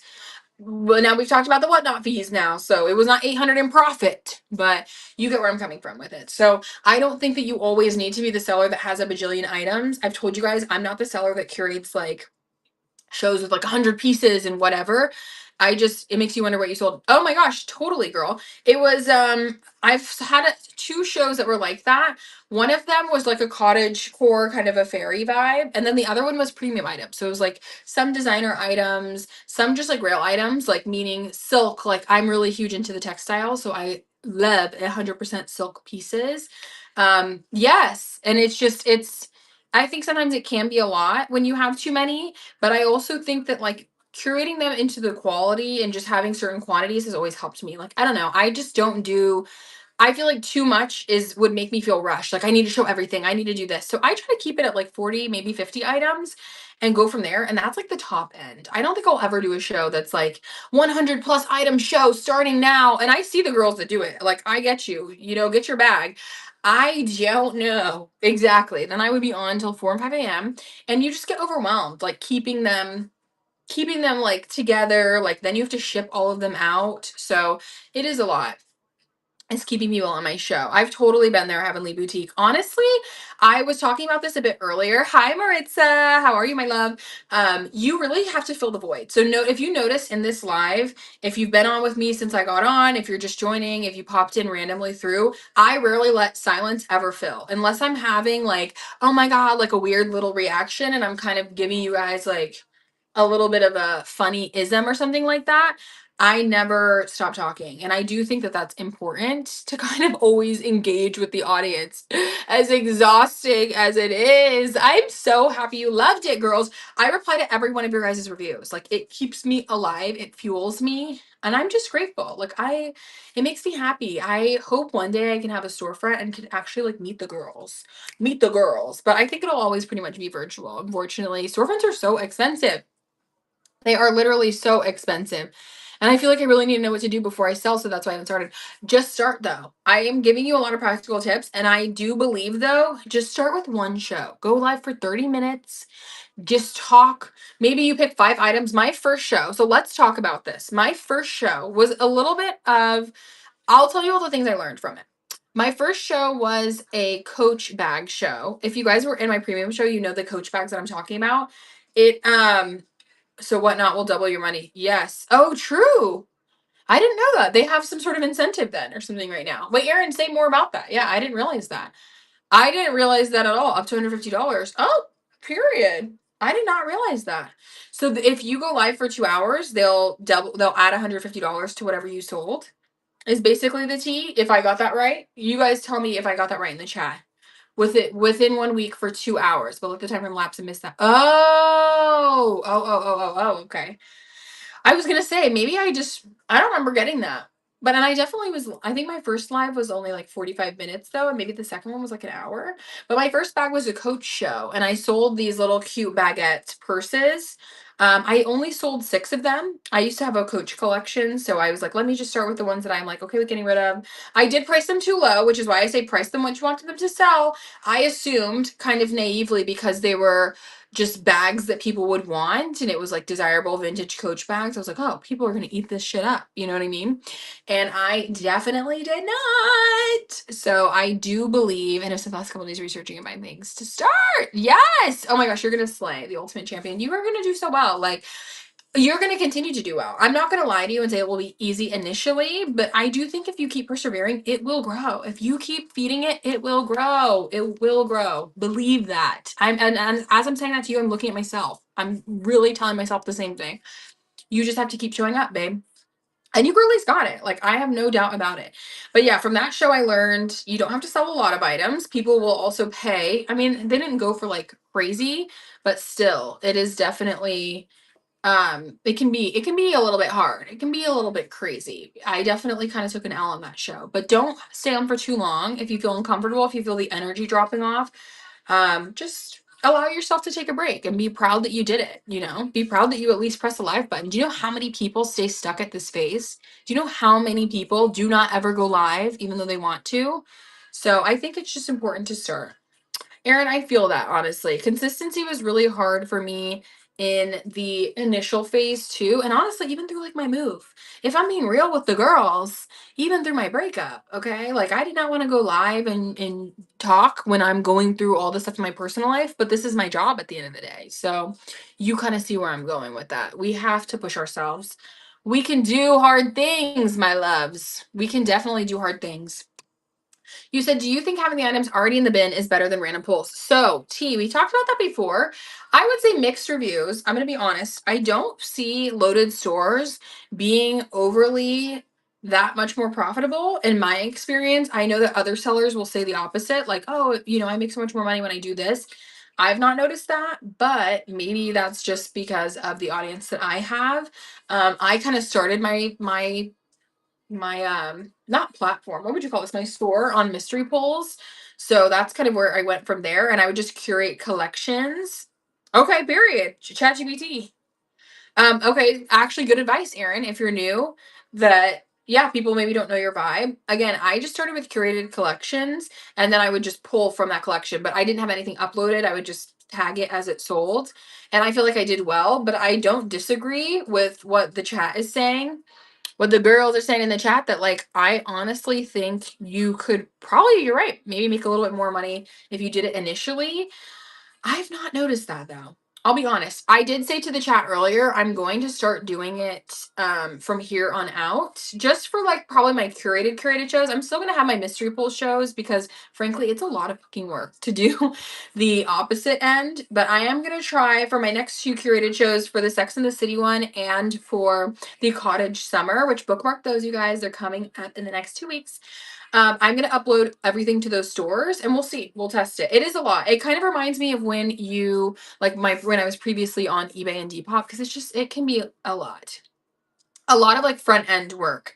Definitely for Grails, definitely, Erin. For my premium show, I had a lot of people pre-bidding and like bookmarking the specific items for the expensive stuff. So I would recommend it if you were to do it for Grail items where I'm kind of like 50-50. And actually, let me not even just say Grail for premium items because I was selling designer in that show. So that I feel like was good. Yeah, for the pricey stuff because then people will and let that be also something to be said. People will pay for the pricey stuff on Whatnot, you guys. This is why I advocate, like, do not fall into the trap of dollar shows and things. Like, you guys, I'm telling you, people will pay up for the right stuff, for quality stuff. So make sure just the inventory is good.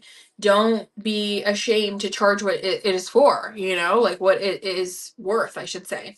But it does have to be quality. Amen. But so yeah, I would say for my premium show it worked, but for the other shows, like I don't know if I'm selling something for $12 to $14, like to like measure all of them, take photos, put it on. It's kind of a lot of work, but I don't know. Y'all let me know. You let me know if it's helped. I'm going to try to upload some stores. And then I think I'm going to still do a little sprinkle of mystery pools within the show. Because that also helps keep people in the show. Some of you guys have asked, like, how do I keep people in the show? How do I keep people from leaving? You do have to be strategic. Like, you do not have to pre-qualify to sell premium items. No, you do not. At least from my knowledge, I've not like pre-qualified, I don't think, to sell anything. Maybe, Erin, did you have to do a luxury thing? Now that I'm like really thinking back on it, did I have to do like a thing? Maybe I was gonna say, I think I had to fill out for a luxury designer. Erin's right. I think maybe for luxury items, but again, premium could also be like Custo Barcelona, which is technically not like a luxury brand.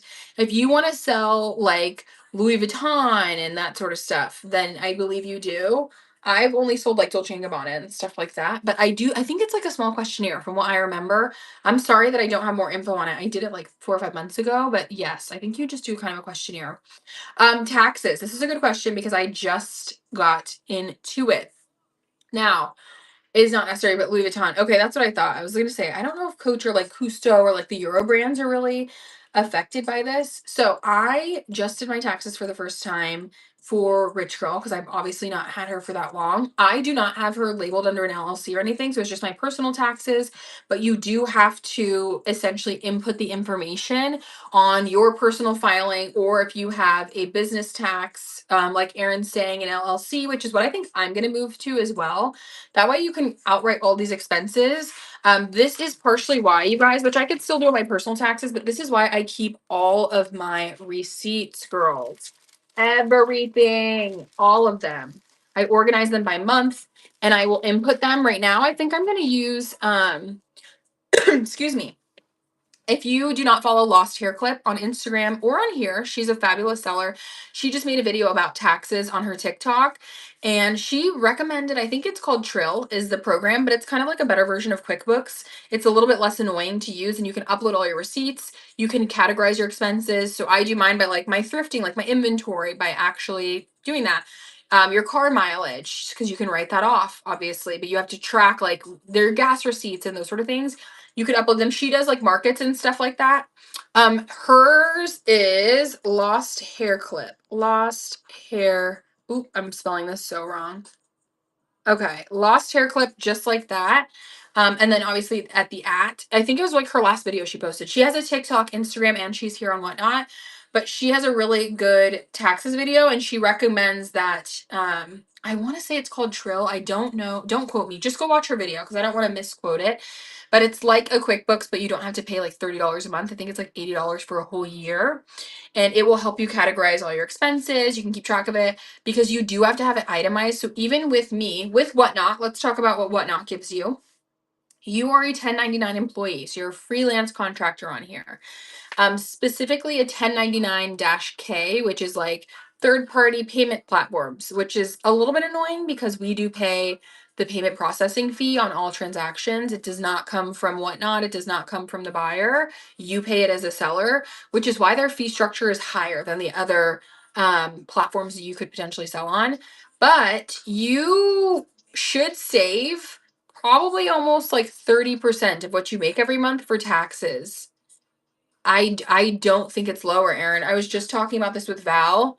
It well, yeah, okay, maybe that's different. I never was a Poshmark girl, so maybe that's the difference. I'm mainly when I say that, I mean like Depop and eBay, but it's Poshmark 20%, girl. That's why. Whatnot is a little bit like high though. Whatnot is a little bit higher because I know eBay is like at 3% ish, and I believe Depop is like 4 to 5, 4 to 6 maybe. So there is a little bit of variance for sure, but again, you can sell more on here. So I don't think that it's kind of apples to oranges as far as the platforms and what you get out of them. If you have like crazy grails, honestly, maybe you could do it on a different platform if you want to get more money per item, but up to you, girl. Up to you. Yeah, see, the processing is so annoying though. I had to speak to my mom. Did you say something about having to authenticate? Like, you do have to, I don't know if you authenticate them, but you do have to get like a luxury selling certification kind of. It's a very simple sales thing. I don't think that it's anything too crazy. But yeah, it's like kind of an approval that you just apply for. And I think you just go through a little bit of like a certification. Yeah, I don't remember it being like overly strenuous, but yeah. So they will give you a 1099 form and it shows like how much you made basically in each month. And then you end up paying taxes on that. So save 30%, y'all. My taxes this year, if they sell over a certain price, you have to provide. Oh, maybe. Oh, well, that's true. And that makes sense for the people that sell like brand new Louis and stuff like that on the app. Like, I'm sure they have to provide a lot more. I think it's different. I don't think Kate Spade is considered. I think it's mainly like the top, like the larger fashion house, like Gucci, Louis, those sort of things. Because Aaron made a good point. Coach is not considered a luxury brand if it sells under the account. Oh, interesting. So I think that there are different ways you can go about it. I made in the last like from the end of 2020, so in the last 2 months of 2024, I don't think you have to do. I don't think Gianni Beanie. If you have a good CPA, you will pay a lot less in taxes. Amen, sister. No, honestly, next year I think I'm going to file my LLC and probably do it that way. This year I was coming off of like for 2024, I worked still in my corporate role until about October, and that's when I full time went into Whatnot. So I only had October, November, December. In those 3 months, I made about $9,000, and I again had to pay taxes on it. Thank God that I still had my corporate job because my taxes kind of balanced out. So I still got money back from my corporate role and all the taxes I paid there. But it was able to just subtract what I owed in taxes for. No, seriously, I am going to do it ASAP. I just moved to Texas. So I'm like, I need to just do it here. I had it in Florida, but now it's like, I need to do it here in Texas. But yeah, so I was able to kind of absolve what I owed based on what had come out of my taxes from my actual like corporate job. But next year will be a different game. That's why you want to save all your receipts. Like save the receipts, save your expenses. I'm gonna write off part of my rent, my Wi-Fi, like that sort of stuff. And lost hair clip again. That video is chef's kiss. She shows how she does it, and she's been doing this full time for like years now. No, just before you do taxes next year. Yes, girl. Um, Oh yeah, I was gonna say you don't have to do it like right away. You don't have to do it right away, but you probably would want to do it as you grow for sure. Like I'm about to, we'll see. I don't hold me to this. I'm about to start trying wholesaling. I want to try. I want to buy my first wholesale order of like Euro vintage. I've never done that before. I've hand sourced every piece you've purchased for me has been hand picked by me. So this is kind of like a little bit of a control. Like it's a little weird. I'm letting go of control, but I do think it would be kind of fun and it will help me save some time. So then now that you're spending more money and doing stuff like that, you definitely want to, I feel like, have an LLC and like a business credit card. So if something goes wrong, you can charge it back. You can do stuff like that. But I had my taxes was about 30% of the 9 grand. Like it was hefty. It was definitely a hefty tax burden. So definitely save your money. If you are doing this, because your taxes will annihilate you unless you have the ability to deduct the expenses and everything. But because it was my personal taxes, I couldn't deduct all the expenses. Okay. Let's go back to things that don't matter, because we've been doing our list, things that matter versus things that don't matter. The next thing that does not matter is the competition of other sellers. Stay out of counting other people's pockets, stay out of counting other people's lives and that stuff. Stay in your lane. Worry about you. Worry about what you have going on. Don't feel overly competitive with other sellers. Don't feel like they're doing XYZ, I should be doing XYZ. I think it's just really important to stay in your lane. And again, to focus on your craft, fine tune your show, fine tune the items and those pieces that you are presenting. Get really creative with your shows and just like the themes and stuff like that. I feel like competitive initially. It's the Aries Moon girls. It's the Aries Moon. She always wants to be the best. And I would just be like, oh, well, why isn't this happening for me? Or why is this seller doing this? And I honestly just feel like it works against what you're trying to build. So make sure that you're not being not even like not being overly competitive, but just worry about you and your craft and what you have to bring to a show.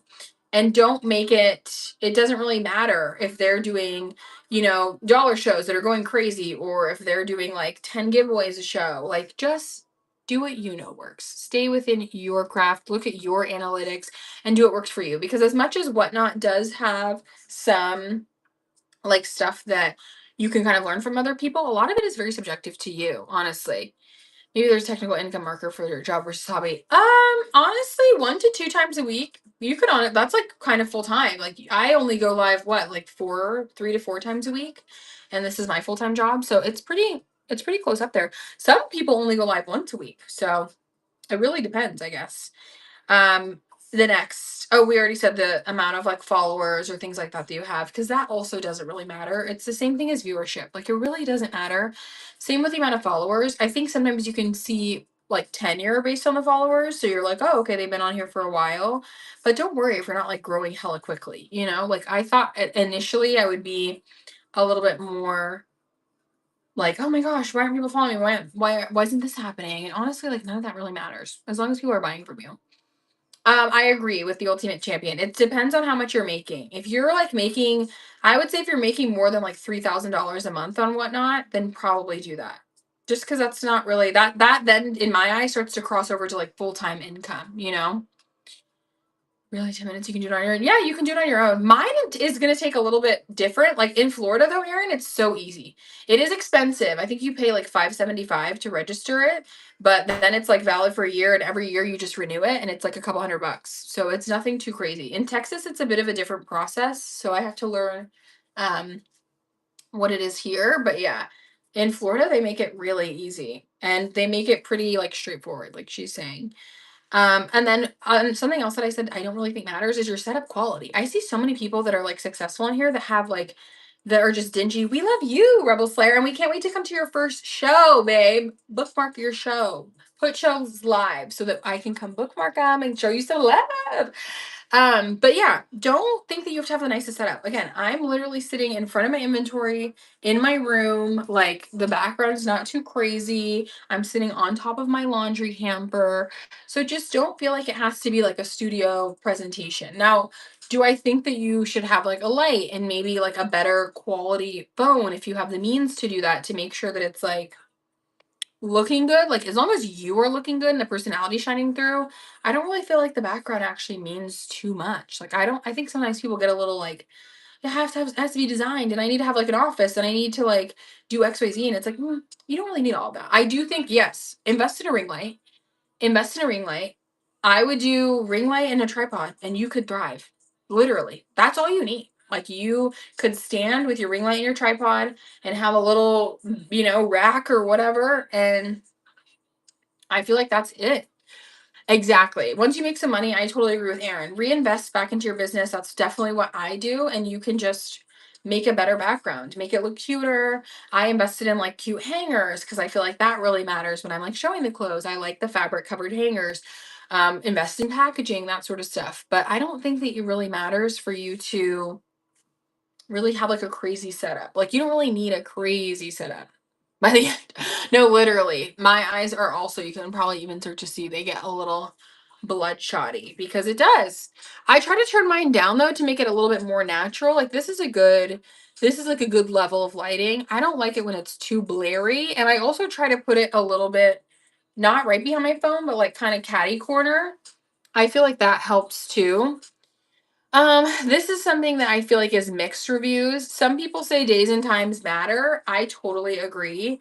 I think that you should look up the lineup. Now, Janelle made a really good point. If you don't follow Bloomy, she's been on the app for like years. She is wonderful.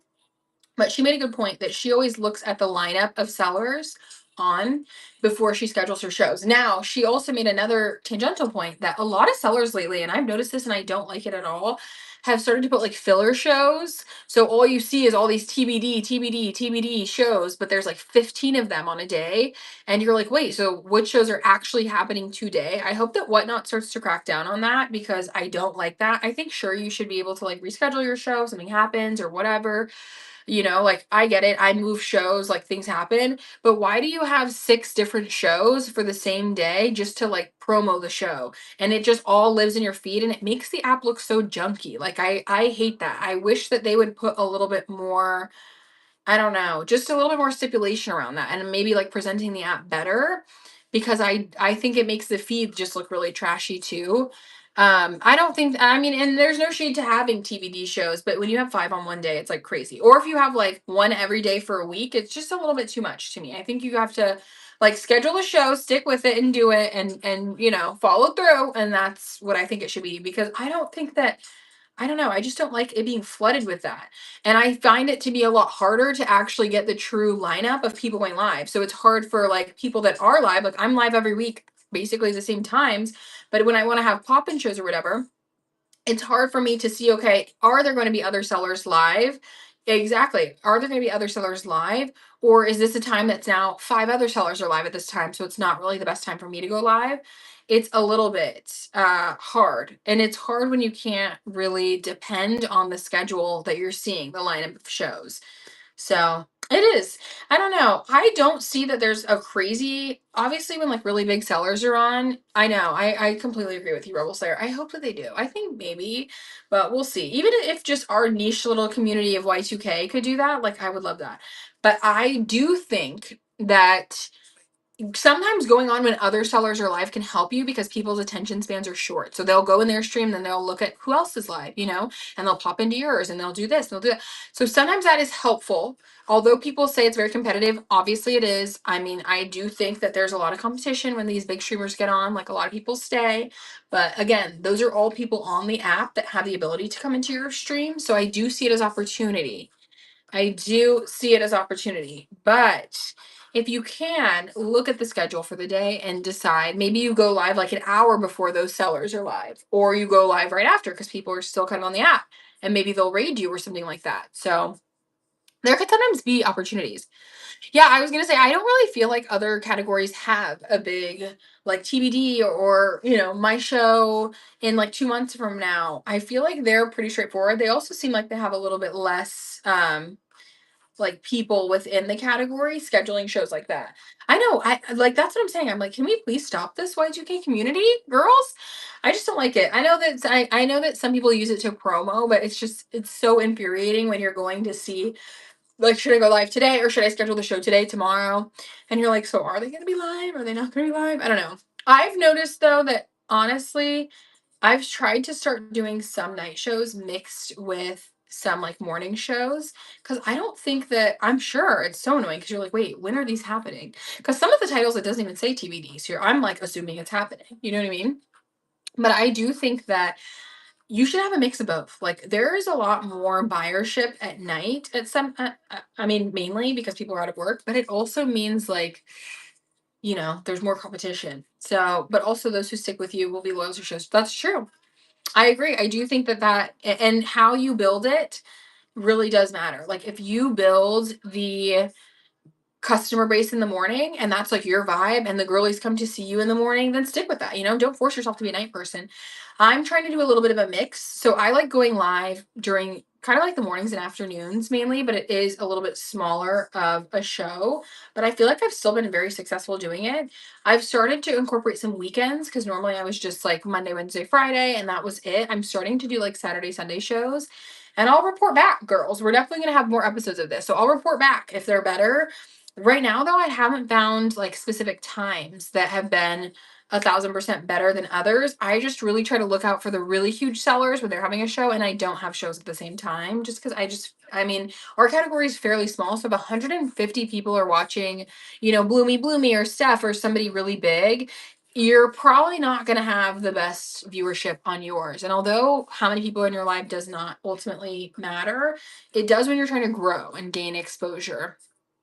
Because you do want sales at the end of the day. You don't want to go live for like weeks at a time and then not have, anybody really purchasing anything.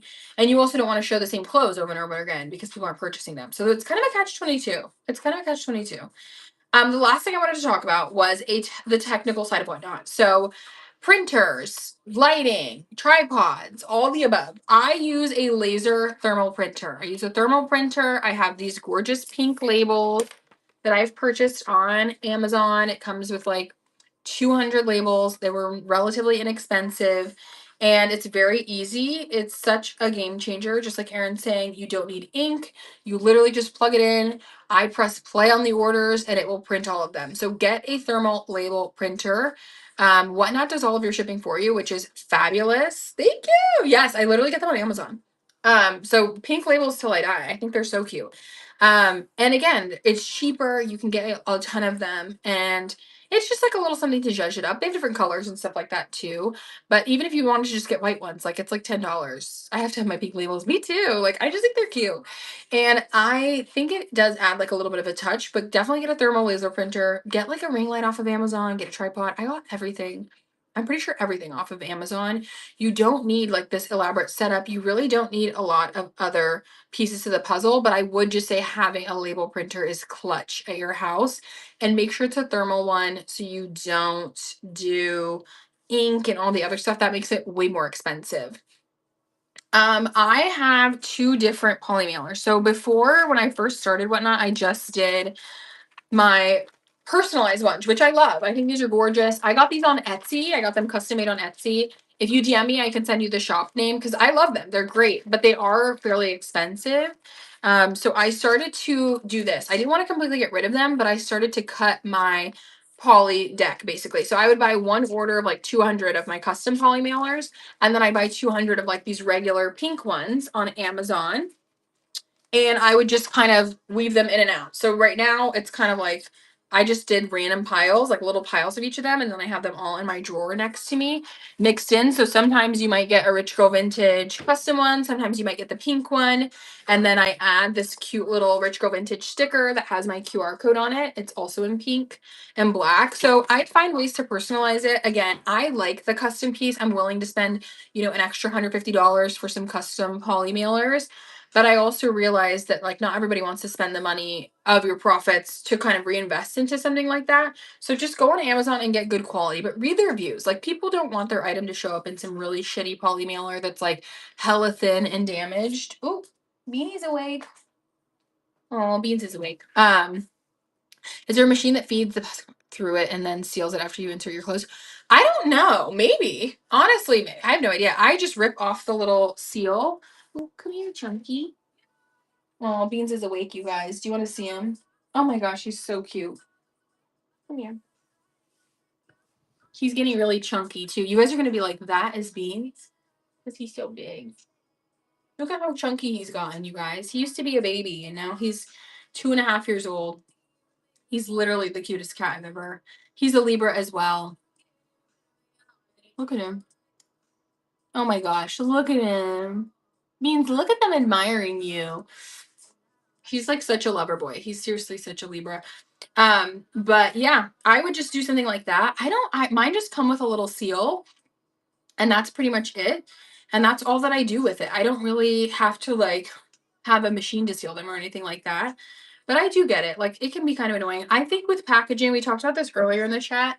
I do find it worthwhile to spend a little bit of coin on your packaging, but I also understand that you don't want it to cut into your profits that much, if that makes sense, Don't let it cut into your profits that much. And that's what I had to kind of decide with the using every order for a custom poly mailer.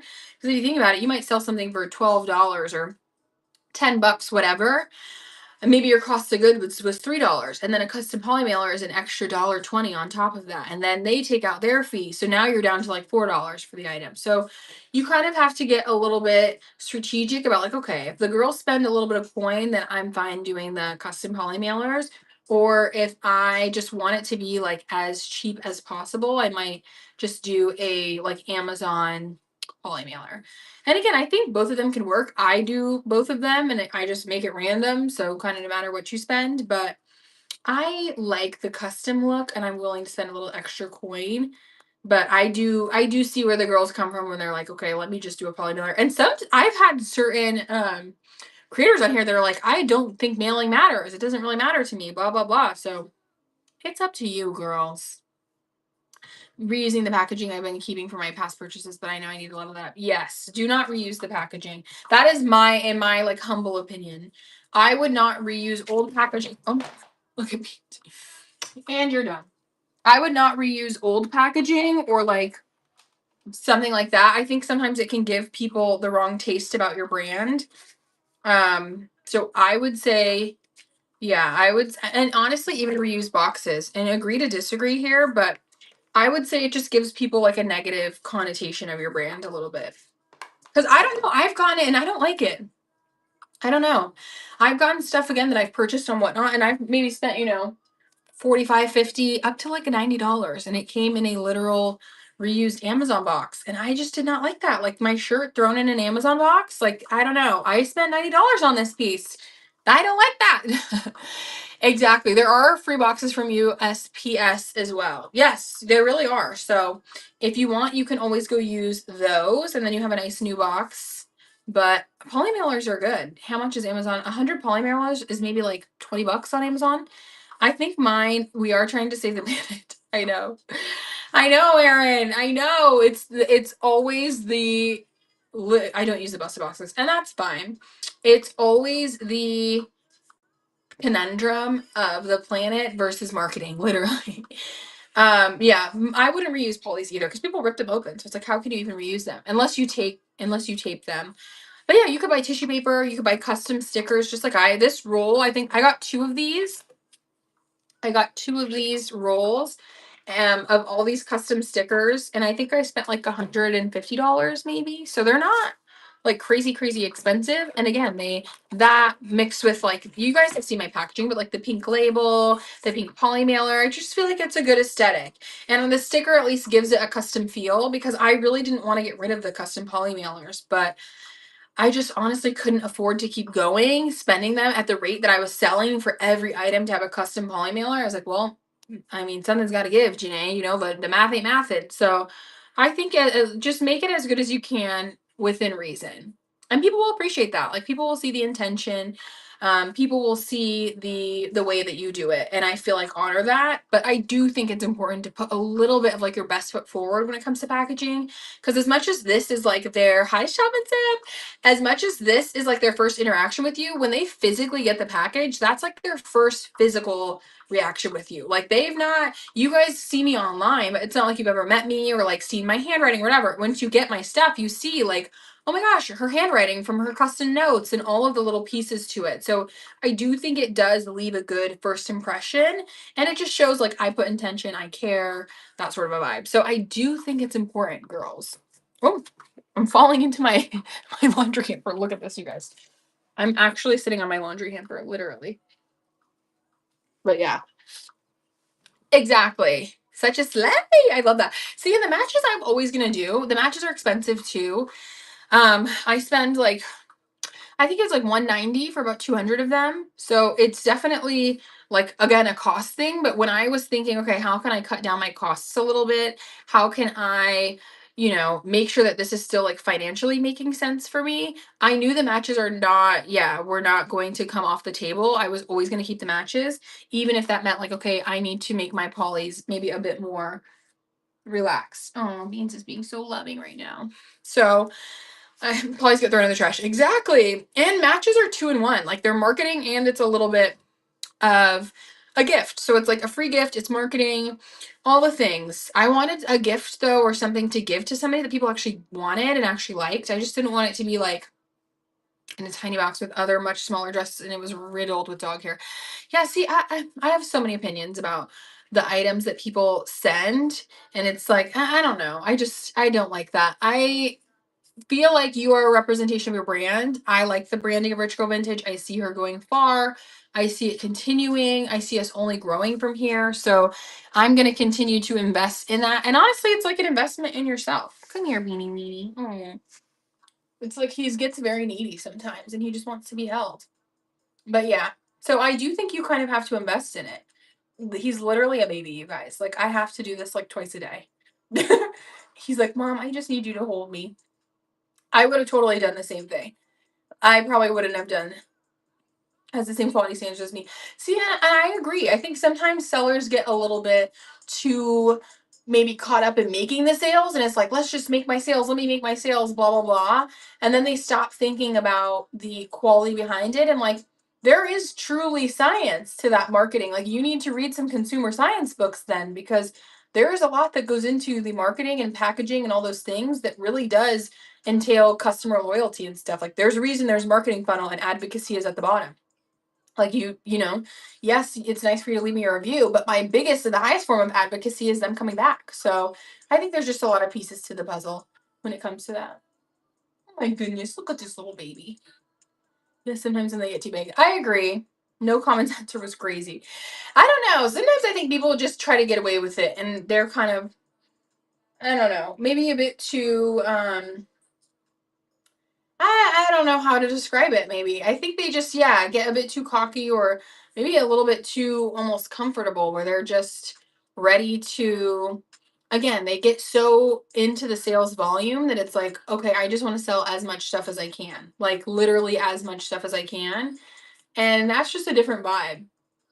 So I think it's just a difference in how you sell. This is me and Beans are both Libras, and I feel like it shows. I also think it's important. He's literally such a little baby. He's such a Libra. He's so handsome too. I like catch myself staring at him and he'll just fall asleep like this. Beans is a mix of a Siberian and something else. I'm not sure what the other cat is, but he is like such a little baby. He's only 2.5, so he's still kind of a little baby. But he's just such a sweet boy. He's literally like such a gem. He's perfect. Literally perfect. Yeah, smelling like cigarettes and shit like that is crazy. Yeah, I was gonna say shop and sip. I think you said that in one of my other lives. I just find it to be so rude. Like, if I spent my money and stuff like smelling like cigs, I even get really like almost a little bit uncomfortable with Beans. You guys see he's so fluffy and has his hair. I get so like I make sure that I lint roll. I make sure that he's like never in the clothes and stuff like that. Like, I don't let him play in my clothes. I don't let him even like near like you guys see the bins and stuff. So I find that so gross. Like, I don't know. I that's what and I say the same thing about the people that sell shit from the bins. Like, the fact that you just sell it like that is so nasty to me. Like, you put this dirty ass piece in the mail. I don't know. I just don't like it. I lint roll and cut strings. Exactly. Like, I totally agree. It may take a little bit longer, but it is so much more rewarding in the long run. And again, it makes people want to come back when they see your item. I really wanted to do like tissue paper and boxes and like the whole nine. And I really have to stop myself because, again, the cost of like custom boxes and even like custom tissue paper is really expensive. That was going to be kind of the next thing I wanted to do was custom tissue paper. Oh, sorry, get down. But it was just hard AF. So I don't think it's going to happen because it's expensive. Who knew it? Tissue paper was so expensive. But yes, I think it just, you really have to put your intention in it. And I think sometimes you can just tell that people are not very intent. It's so shocking. Erin, I was like flabbergasted. Yes, but and exactly that. I think it really does go to the relationship you build with them, and also it goes to show just how much care they put into it. Like, some people really do just see Whatnot as a business and like that's it. Ooh.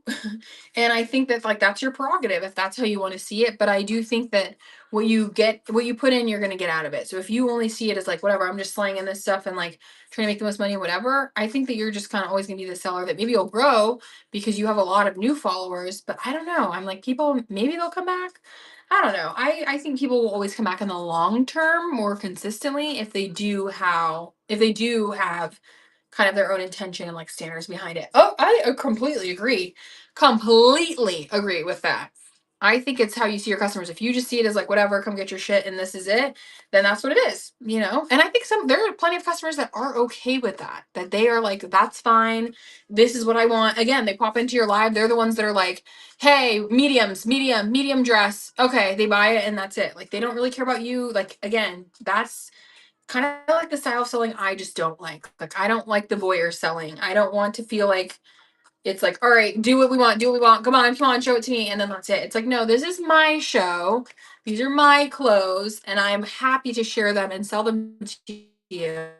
But don't ever get it confused. It's not just like, oh my god, like do what we say, like dance, monkey, dance. Like, I hate that. I don't like that feeling at all. So I definitely think you have to be conscious of that, which is why I like the marketing thing. I was just telling my mom that. Wait, you were telling her what, Maddie, that people will like talk to you like that and say that in your show? Yes. I'm not even a picky person by much. No, honestly, I don't even think that's picky. I don't even think that is picky because I just feel like you should have some sort of common respect. And honestly, let's really get into it. I am really starting to think this about promos. People are yelling at the camera. It's so crazy. It's really crazy. People are starting to get really nasty about promos in our category. I've not seen this in other categories, but why are they getting so weird? They'll pop into your show. Can I promo? Can I promo? Can I promo? I'm like, oh my gosh, like, no, hi, hello, how are you? Like, we don't say hi anymore. It's so interesting from one of the girls because she just sells with no engagement. It is so like, yes, the ultimate champion. That's so weird. That is so weird. Like, it's almost like they just hold up the item and we'll be like, chat, it's running, it's running, it's running. Chat, it's running. Okay, we're running this. And again, you're just seeing this as like a cash cow then, which maybe that's what one wants to have you do, but I feel like they want it to be a bit more social. Like it's supposed to be like a mix of half social media, half live selling, hence the like live sales. I get people want to make money, but you can make plenty of money by being a bit more personal. But yes, with the promo part, I wonder if they're going to start cutting down on that. Like I have started to count on all of my shows. The last show I had in 2 hours, I had 8 people ask me to promo, which I just feel like it's so random. Now, if you're doing what you said, Aaron, like you said, if you're like interacting and you're chilling and and if you're like one of the girls that always watches me, like of course you can promo, you know? I just think that that's normal. But if I've never seen you a day in my life and I can just see that it says so and so has joined your live, why are you asking me to promo? Like that's so weird. And I think so many sellers feel uncomfortable saying no or like I don't know, just calling them out for it. But it's like, no, I'm gonna call you out. This is my life. Like at the end of the day, I didn't promo any shows when I started. I never promoed. Never would I have put it in somebody else's show. I just think that's so rude. It's like, no, you gain exposure by going live. I don't think you should like try to hijack their audience when you, especially when you don't know them. Like I think if you're their friend or something like that, then maybe. Yes, exactly. Exactly. But it's very interesting, this new thing that we're seeing kind of come to the horizon. It's very, very interesting. Exactly. Most buyers won't follow those people. Exactly. And it's just odd because we're like, why do you think that's okay? I feel like it comes to like a whole other, again, we're going to get very meta here. We're going to get very meta here. There's almost like this desensitization of social media where it's like like I'm still a person who also is like working and had to like build up my audience too. So it's weird that you would try to come in here not knowing me, not saying anything to me, but all you're going to say is like, can I promo? It's like, what? Like this is, it's like talking during a movie in a movie theater. Like, what? Whoa. This is my show. Like, whoa, that's so weird. And 1,010% real. I think it's because people allow it. And I don't like that when I have a seller that I've never seen before message me with their live. Exactly. And I think people are just get a little bit greedy or maybe a little bit hungry. I'm not 100% sure. I'm not 100% sure where it's coming from, but I've noticed the promo specifically. I've only had maybe 1 or 2 people send me their lives that are like randoms. And I just heart the message and keep it pushing. Because, I mean, at the end of the day, you're like going to random people and sending your lives. Like, that's probably work in itself. But I do feel like the promo piece of it is so interesting because you are literally just sitting there scrolling and pasting this paragraph about your show into random people's lives. It's like, why don't you just take the time to go live? Like, don't waste your time doing this. Just be live more often and you'll gain, the exposure, have more shows. But I think people try to find shortcuts and then it starts to like really ruin the credibility of certain things. And I feel like it puts people on edge. This community has been very helpful, very open, very unassuming. And people are more than happy to like shout you out, even if they're in a show. The amount of girls, like even in this live, I'm sure if they are done tastefully, they do. But even in this live, I will say, like, go follow Winnie's show, go to Cold Vintage. She's having the best purse show. Like, as you do more, you become more ingrained and you can shout these people out. But I just don't think it's appropriate to not know them, pop in, and then just be like, can I promo? Or just promo and then dip out. I literally never promoted starting. So I don't know how much it can help you. Maybe it is. Yeah, I was gonna say, Aaron, what are you gonna say? What's the best way to promote? Honestly, get to know people. I would just say get to know people. Join other people's lives. Be active in their comments. People will follow you when they see you engaging. People will follow you. Yes, I told my chat they can promo when I give run a give. Exactly. That's a perfect one too. Have maybe designated promo times. Now, in my eyes, I do think sometimes the chat can get a little bulky because people put like a full fucking paragraph. And then when you have multiple people doing that, it just becomes spammy, which is probably what really irks me the most about it. I don't want the spamminess in my chat. I like that it remains just like this and it's dialogue. And if you come into my live randomly, you can see, okay, the girls are talking, the girls are outside in here. Okay, perfect.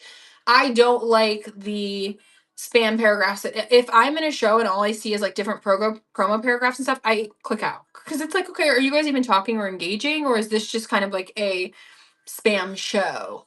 Which again, I like that, Aaron. I think that's a great idea because then it is the people that support you. They're watching whenever you do run a giveaway. It's like, bam, I'm running this giveaway. Now they know it's the time to promote. And I think that is really good.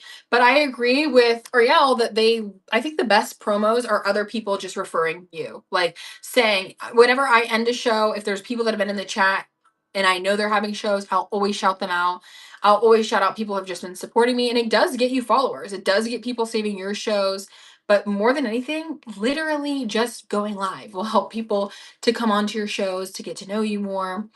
I've seen that one too, that like the host will invite everybody to promote. Again, I don't really see myself doing that because I do think I just don't like when the chat gets at like all these promos. But I think you have to be very discerning on, oh, Beans is so cute. I think you just have to be really discerning on like, okay, yeah, this is okay, or like, I think you really haven't like been in here engaging. And honestly, don't be afraid to say no. I've said no. I've had shows where I've just been like, no, no promos, like period. None. And I might actually do more of that because not because I'm a hater or because I don't want to support the girls, but it's like again, I built my basis off of not promoting and like being spammy. I think if you're just genuine and you keep showing up, it will come. Like I don't think that you need it to be bingo, exactly boundaries. Like I don't think you need to kind of infringe on somebody else's show to promote your own thing. I don't know. That just seems like a reach to me. There's something really deep set about that that does not sit right with me. I've allowed many people to promote in my shows and I probably will continue to. It's just there's something about it that really it doesn't sit well with me. I feel like there's just a level to it that I'm like, and it's not solely because I'm not promote. I think a lot of it is like it's your show and I would want that person to be there to support me, especially as another seller versus like just wanting to promote themselves. There's just something like icky about it. Do you guys get where I'm coming from? Honestly. I actually really appreciate a host allowing me to promo. I've also encouraged and welcome as a newbie. Okay, good. Honestly, maybe that's something that I'll reconsider then. Because again, I do allow the girls to promo who I know and like who are gonna have shows. Like you guys could all promo my shows. I think that's great. It's more of the randoms. I think that we all can agree it's like you know what I mean, but it does help. I think seller shout outs are probably the biggest thing that helps me too, like the other person even not really even putting me in the chat but just being like, yes, like Rich Girl, everybody go check out Rich Girl show. I love that and I think people should continue to do it. Try it during a give you a water break. I'm gonna try it during a giveaway. I think that's a really good idea. Like promote shows, put anything in the chat, or even like promote sellers. I think that's just great. Period. Yes to what you said. I think that that's like amazing, and honestly, a really good opportunity, Erin. I think that's a really good opportunity. When I see y'all come in, yes, that feels shallow. Exactly. See, so you get what I'm saying. It's like I don't want to feel like used, but definitely I think you will support the girls and they'll support you. Like I do feel like when you allow certain girls to promo, like they do support you back. Like all the girls that I've allowed to promo have supported me back tenfold, been super generous, super sweet, like all the pieces to the puzzle. doing an unboxing tour of promo sales. Oh my gosh, Erin. Wait, yeah, drop your next show, Erin. I'm excited. I haven't been to an Erin show in a minute. I cannot wait. I literally cannot wait to see your beautiful face. Because I feel a little odd and I was scared when I know some. Yeah. And no, don't be scared. I'm so cool with promo. I do think that people should be able to promo, but make sure that you're really showing up and supporting that seller. Don't be the promo ghoster. Make sure that you're like chatting in their live and all those things. So I think promo can help. But yeah, I do think that just being like actually genuinely supportive. And I think you can tell as a seller the people who are like genuinely supportive, showing up to your lives, showing up to all of the, just like little things, your retrains, whatever. And even like for me on IG, I feel like everybody that's even in the chat is also on IG, like, girl, yes, blah, blah, blah. And so we like actually kiki. So I don't have any issue with that. But you'll see and you'll notice as you get more tenure on here and you continue, the ones that you're like, interesting. Like, interesting. Yes! For 4K follower celebration, gonna be a big mix. Oh my gosh, Erin, I'm actually so excited. I will be there. I am sat. I am sat, queen. I am so excited. 4K followers, girl, you have been hustling. You're outside. I think I'm only at like 1.5K. I'm not grown nearly that much. Erin, don't be nervous. Oh my gosh, please. You have got this. Your personality works so well for Whatnot. I was gonna say you are really active in the chats. You're active in the chats and you're really good at like curating conversations in the chats. So slay, baby. Slay. And that's something I'm trying to use Whatnot more. I feel like I'm almost the opposite to you guys. Like I use Whatnot when I'm coming on and being live like this. I'm trying to be better about coming on and just watching people's lives and interacting. Not even for the followers aspect, but just to like keep that sense of camaraderie that even I'm preaching about. Like I just want to just so you got it, queen. Yes, Erin, you literally do got it. I think it just helps really. And I want to be like more of a supportive mutual to my girls. So I'm trying to like come on more for like the social aspect and not just come on for like when I'm selling or to have like chatty shows even. But it's almost like sometimes a little weird for me. I feel like I feel more comfortable chatting like this verbally versus over like my messages. Cause sometimes I'm like, yeah, slay bitch. And I'm like, wait, does this girl think I'm actually calling her a bitch? And I'm like, wait, you get it, right? Like, I swear I'm not like that. So it could be, I don't know, things get misconstrued over text. Does anybody feel that way? But I try to be active in the chats too. Oh my gosh, dude, you're doing really well. You are literally doing so well. 552 followers is great. Like again, I am at 1,500 maybe, and I've had several shows. But I do think Erin is completely right. Yes, Erin. Oh my gosh, pop that champagne, girl. I do think that being active in the chat rooms is probably, or like in people's chats and stuff, is probably the best way to grow followers. I've gained most of mine from going live, but I do feel like the more you go live and are active, it's like crazy. And I bought a lot just from chatting in the chat. See, that's what I'm saying. I feel like you do end up getting a lot just from chatting. I don't know why. Weirdly, I feel like I've gotten more of mine from this, like from my shows. But chatting, I don't always get that much. Maybe because, I don't know, they can't hear me. They're probably like, I don't chat as much. I need to be more active in the chats. That's probably just what it is. But yeah, I've totally been the same where I'm like, well, here we are. I feel like I've been at like 1,500 for probably a few weeks now, maybe like a week or two. But I'm getting back into my consistent shows, so I know that number will grow. But I mean, again, and the amount of followers does not dictate the sales, y'all. So I'm so excited. Yeah, like I followed you from this chat. Exactly. Literally, exactly. I feel like it always goes down. And in specific sellers chats, there's certain sellers that really are good at like incubating conversation. And I always get so many followers from their chats. So some people follow you just because you buy. Yeah, totally. I follow like all my buyers. If you bought from me, I follow you. Um, I follow my buyers. I follow like mutuals, other sellers. If I find like somebody funny in a chat, I follow anybody. Like you guys know me. I'll follow anyone. I really will. Cece! Everybody put happy birthday in the chat for Cece. Happy birthday, queen. My Aries princessa. I hope you had such a fun time celebrating your B-day. Ooh, ooh, ooh, ooh, ooh. You looked adorable. Did you thrift that dress, girl? She wore this like gorgeous chiffon puffy pink dress. It was so cute. It was literally so cute. It was like the perfect pink princess dress. It was really, really beautiful. But that was perfection. I was like, oh, if you got that thrifted, girl, that was a find. That was such a cutie little find. Oh my god, literally. Okay, I was gonna say such a slay. I feel like that was like the perfect, that was the perfect little birthday dress. Happy birthday. I get a lot from buying. I'm telling you, I think even purchasing on here, that's probably where I lose out the most because I don't really buy a lot of stuff on Whatnot. The last item I bought was in December. So I actually don't purchase a lot on Whatnot for fear of my pockets. Okay. I see, like, I'm scared. I feel like I would be literally having $0 if I bought on Whatnot because of selling on Whatnot too. So I feel like I'm actually really good and very tame on Whatnot. But I do think that when you probably buy more, you probably do get more followers. So many books on here. Oh my gosh, you buy books on here? That's so cool. I didn't even know they have like a book category. I'm sure they have so much though. That's what I'm saying. I try to like look at the other categories just to see also like different types of shows, different types of sellers, because I'm trying to conceptualize like fun ideas just of like different things. I like to chat. I'm very chatty, even in person, but I feel like we could play like games or something. I don't know. She's like addicted. I'm telling you, everybody that I tell about Whatnot, I'm like, oh my God.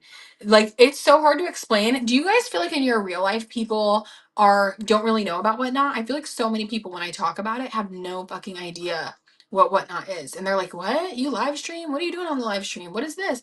It is crazy. Oh my God, girl. Yes. Okay, you have had I never show up about it. My clients no, seriously. It's like a lot of people do not know about it. And for it to be like my full-time job, I feel like people are like, do you even have a job then? I'm like, I swear, it's very, very interesting how not a lot of people know, but yet it feels like it's growing so much. I feel like we're just on the horizon of something really good, you guys. That's why I feel like I'm trying to tell everybody to do yes, yes, yes, yes. I've seen the same thing, Cece. I'm trying to tell everybody, but I'm also trying to tell the girls like start selling now before it proliferates and gets bigger. Like start doing it now. Ride that wave of growth that it's going to hit. And honestly, it's going to grow exponentially. Can only help your stores grow too. So get on now before a bunch of people get on. And it's kind of like TikTok. I feel like once it blows up, it will continue and your store will blow up too. Yes, I'm telling you, like when I'm like, oh, I have a show today, they're like, show. Like it just, I've learned, even with like my parents, they're like, you do what? I've learned that a lot of people won't get it, but you just have to keep consistent, babe, because they will eventually. You know it, honestly. And it's just like so fun and exciting. But it is pretty crazy how use your code, y'all. Oh, actually very true, Erin. Very, very good point. I don't think I've ever had anybody use my code. So I could be giving that out. I need to be giving that out. I find that a lot of people just feel like they just really haven't heard of it. Like honestly. So I'm trying to spread the word too. Ooh, my shirt was kind of looking a little crazy. I'm trying to spread the word too, and honestly be a little bit better about like incentivizing people. I have seen some of the TikTok hauls too. I try to do little TikTok videos. I do make TikToks about Whatnot and like, oh, like stuff I've sourced for my Whatnot or like shows I'm having. I like making more vlog content because that's the content I like to see. I'm not, and honestly, I was talking in another seller chat about this because I'm not very good about making like content for social media in the sense that I don't make a lot of seller content like what sold this week, different things I've thrifted. I like the vlog style stuff, so it's kind of bringing with me behind the scenes. So if you like stuff like that, follow my IG. But I need to get better maybe about showing the pieces. I don't know. I don't know. We'll see. We'll see. But I'm trying to do a little bit more content in 2025, even though it will be the death of me. Because I feel like you'll get into it. I love your reels on IG. Thank you. I like seriously that means a lot because I try. I'm gonna be uploading another one today. But it's a full-time job. It's a full-time job. And sometimes when it's just you, I'm sure a lot of people feel this way. It's just like it literally I feel like is never ending list of things you could be doing to improve. So I'm trying to just be patient with myself. Like, keep consistent, girl. Post your content like once a week. And it's like, exactly. See, I try to do stuff like that. I really like doing I just like vlog style stuff.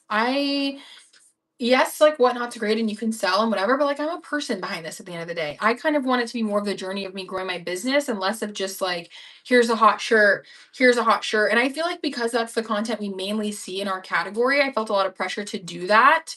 But I am learning, like, you just need to stick with what you like and what you know, and like continue to do that because that's the only way you'll be consistent in it. I don't really like making collages of like my clothes and videos of the different outfits, but I like bringing you guys, like, here's where I thrift, here's what I did today, here's kind of like the behind the scenes of it. So I'm going to keep doing that. Thank you, my love, because it's just, I try.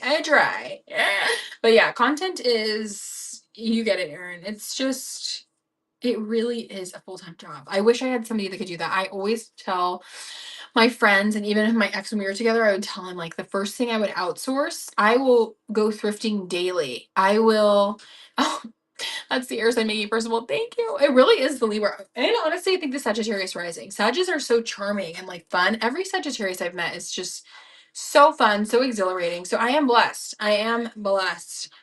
But I was telling him the first thing I would outsource is literally content. Like, I don't want to make any. I would have somebody make the content for me. Yes. Okay, you're a Sag, period. Blessed with a triple threat. Blessed with a triple threat. Well, the Aries moon gets me in trouble, girls. The Aries moon. I feel like the Aries moon. Mine. Okay, let's go into this. My Aries moon is in my fourth house. So the fourth house being that house of like love, family. It's more of like your home life, past lives, etc. And I feel that. I feel like that is really like a huge thing for me. I'm like, am I ever going to get married? We don't know. Stay tuned. Stay tuned, girls. That could be the Aries moon or the Libra. We don't know. Who knows if it's in the cards? I don't know. I don't know. I'm young. I'm like going to be saying that when I'm like 50 because I feel like we're always young. You can change your life at any time. Exactly. Exactly. And I think it really depends on if it's a goal for you. I feel like for so long, I was like, oh, of course I would get married and blah, blah, blah, blah, because we're expected to as women. But now I'm starting to really think about that. I'm 28. I'm now single for the first time in literally like a decade. So it's just, it's a lot where it's like, okay, guys can be kind of, but now I'm kind of fine with it. Guys can be kind of gross. Honestly. And it's just like, I don't like the bare minimum. I've never been a bare minimum ass bitch. So it's like, I need you to really come correct. And I don't even just mean like financially or things like that. I'm also just talking energy, effort. Okay. Like I care. Yes, like I don't know. I need you to kind of have your own thing too. So I completely agree with that. Just don't. I'm like, I will never be. They suck you dry. Honestly, I don't know why they banned that message, Deanna, but I don't disagree. I will say I have no shade, no tea against either of my exes. I've had two long boyfriends in my life, and that was it. I've only had those two people that I've dated, and they were both great people. Like one was a Capricorn, was a Cancer, so very that energy, Capricorn, Cancer, mom and dad signs, very cardinal sign energy. I definitely feel like I would need to be with a cardinal sign. I have a lot of like cardinal sign energy in my chart, so it definitely needs to be. Is air and double fire. Wait, what is your big three? Air and double. Okay, me too. Wait, me too. Me too. Wait, what is your big three, Rebel Slayer? Because I'm Libra Sun, so one air, and then yeah, Sag rising, Aries moon, and then I have a Leo Venus, Leo Mars. My Saturn is in Aries, so there's a lot of fire going on here. Oh my gosh, Leo, Moon, and Rising, stop. And an Aquarius Sun. Aquarius Suns are bad bitches. Some of my favorite, just great friends, always there for you, Aquarius Sun women. I love Aquariuses. My best friend Andrew, Aquarius. I just think they're, I mean, I love air signs, but we just like to yap. We're so conversational. We're so intellectual.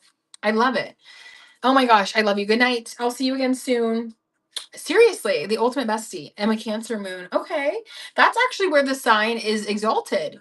So you're probably very intuitive. You might even have psychic energy, Maddie. You might even have like some sort of innate sense within you. Cancer moons are typically like a psychic placement because the moon sign is at home in Cancer. That's literally where it's most powerful. I think there's a similar ethos with like a Pisces moon. A lot of people say Pisces moon people, which was my ex, are a bit like psychic. He was a Cancer sun Pisces moon.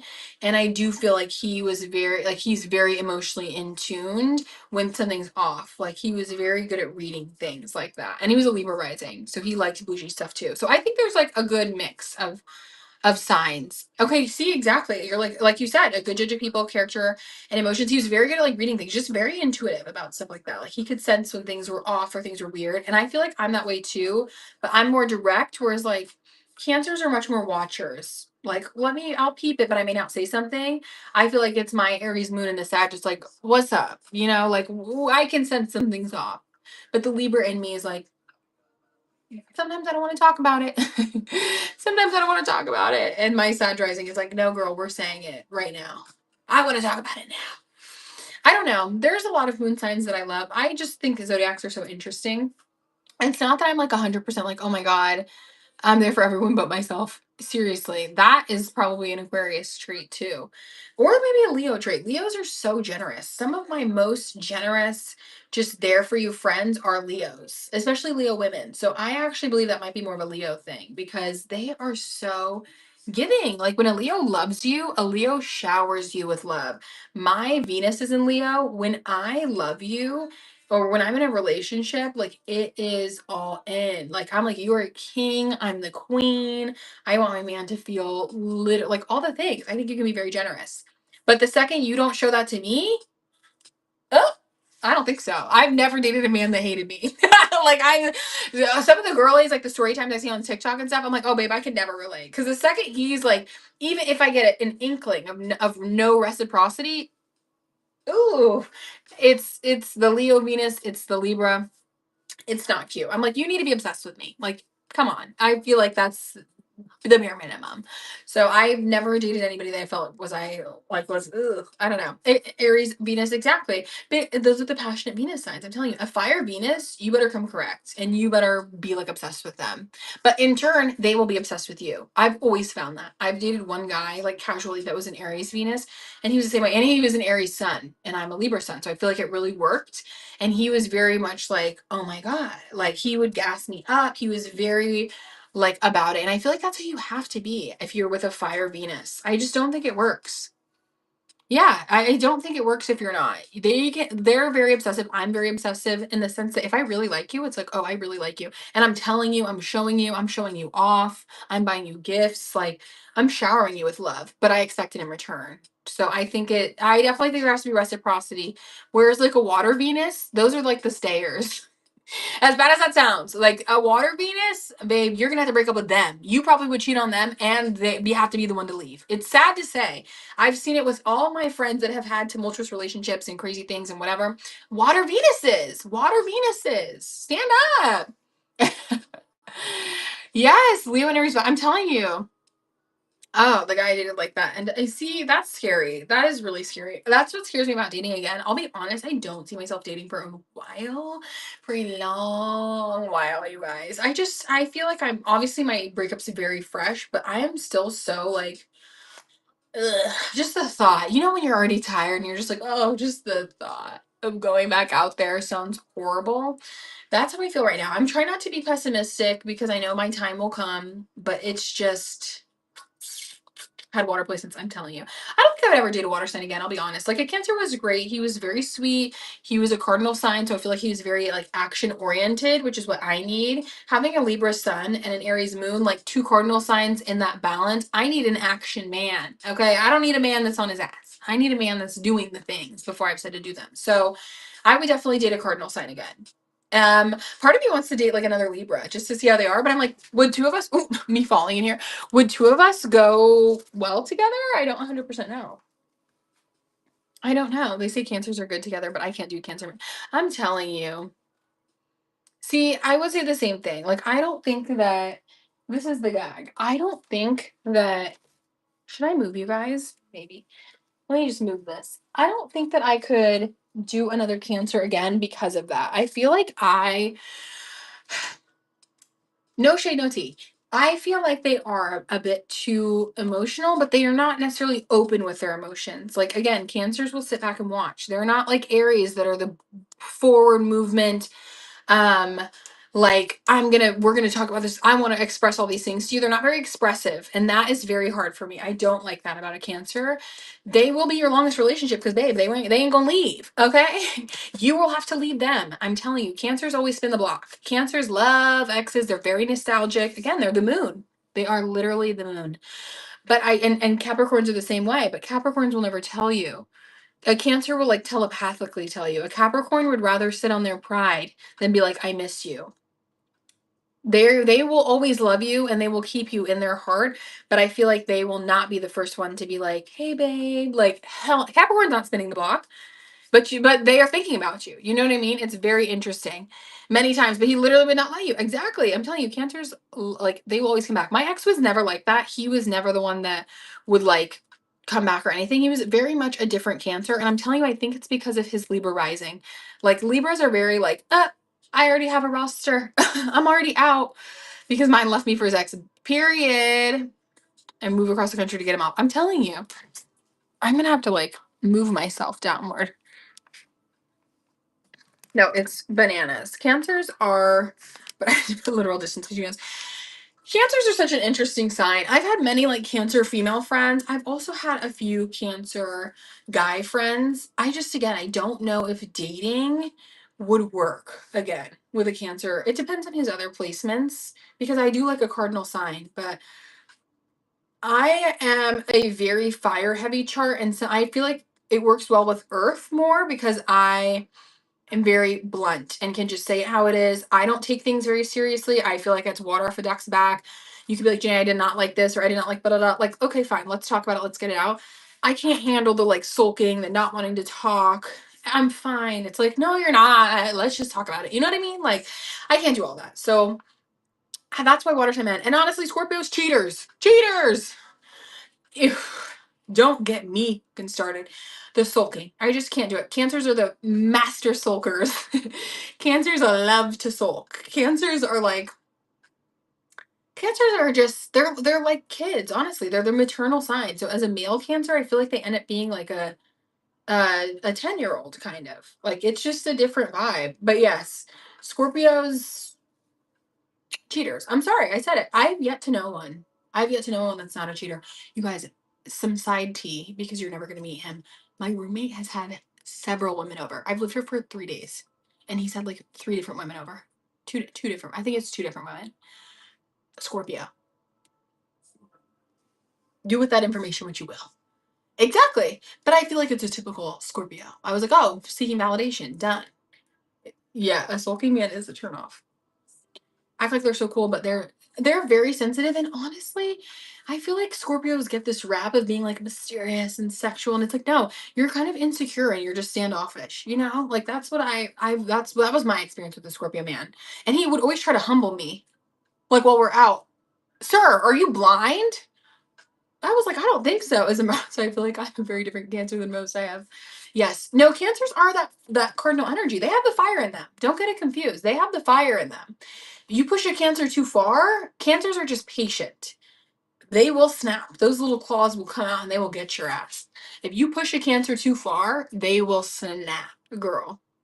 Whereas like a Capricorn is patient, but their patience wears out very thin. And then I feel like they're over it. Aries, not very patient as a Cancer in this chat. We love a Cancer. No, we really do love a Cancer. I think that we're a little bit skeptical of Cancer men and dating them as fiery women. As fiery women. Also, Cancers are not the most like communicative sign. So it's a little bit like, you know, be acting like they're so much of the sensitive and actor. I'm telling you. Yes, no, Scorpios are I don't know. Scorpios are just something else, girls. I really don't know. I don't know if I would date another one. I think that they can be very passionate, but again, the trust and everybody says they're so loyal. I'm like, honey, I don't understand that. I've never seen a loyalty like that from a Scorpio, but maybe. Me too. Wait, why do you say no to Virgo men? Wait, why? My best guy friend is a Virgo. So, I do love that. But obviously we're platonic friends, so maybe that's why. I ain't dated the man, so maybe that's why. Because honestly, it probably is too much. Honestly, I probably would die. Girlie will try to humble you. I think that's earth signs, period. Like, honestly, Capricorns are that way. Tauruses are kind of that way. I've dated one Taurus, and it's so interesting because I feel like things were so good until they weren't. You know what I mean? Are different though. My mom's a Virgo. Yeah. They can be very my mom's a Virgo sun, Gemini rising, Aries moon as well. So she has a very like she can be the most fun down bitch ever, but she also can be the most like off the hinges. Like when she's off the hinges, she's off her rocker. So definitely. I could totally see that. Virgo women are so funny. And they're like the most personable, fun people. But if you get them on a bad tip, oof, they will let you know. Okay, they will let you have it. I don't know. I would grouping fire, air, earth, water. I don't think we can all agree water is not up there. I'm honestly gonna say air. I like love air signs. I feel like I never have issues with them, and some fire signs maybe, but I do have some fire sign girlies that like sometimes they like to instigate when you're out. Like I'm a Libra. I don't like a scene. I don't like a spectacle. I like to be admired from afar. You know what I mean? And then if you want to approach me, fine. But like I am not the loud group. I love Gemini. I love Geminis. Honestly, Gemini men, I know they get a bad rap, but they will be some of the most interesting, intellectual, like want to really get to know you people. Virgo men can be the same way, both ruled by Mercury, so it checks out.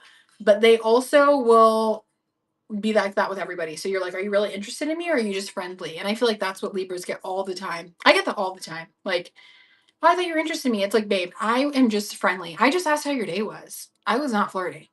Like, I feel like Gemini women can be very interesting. I don't have a lot of close Gemini women friends.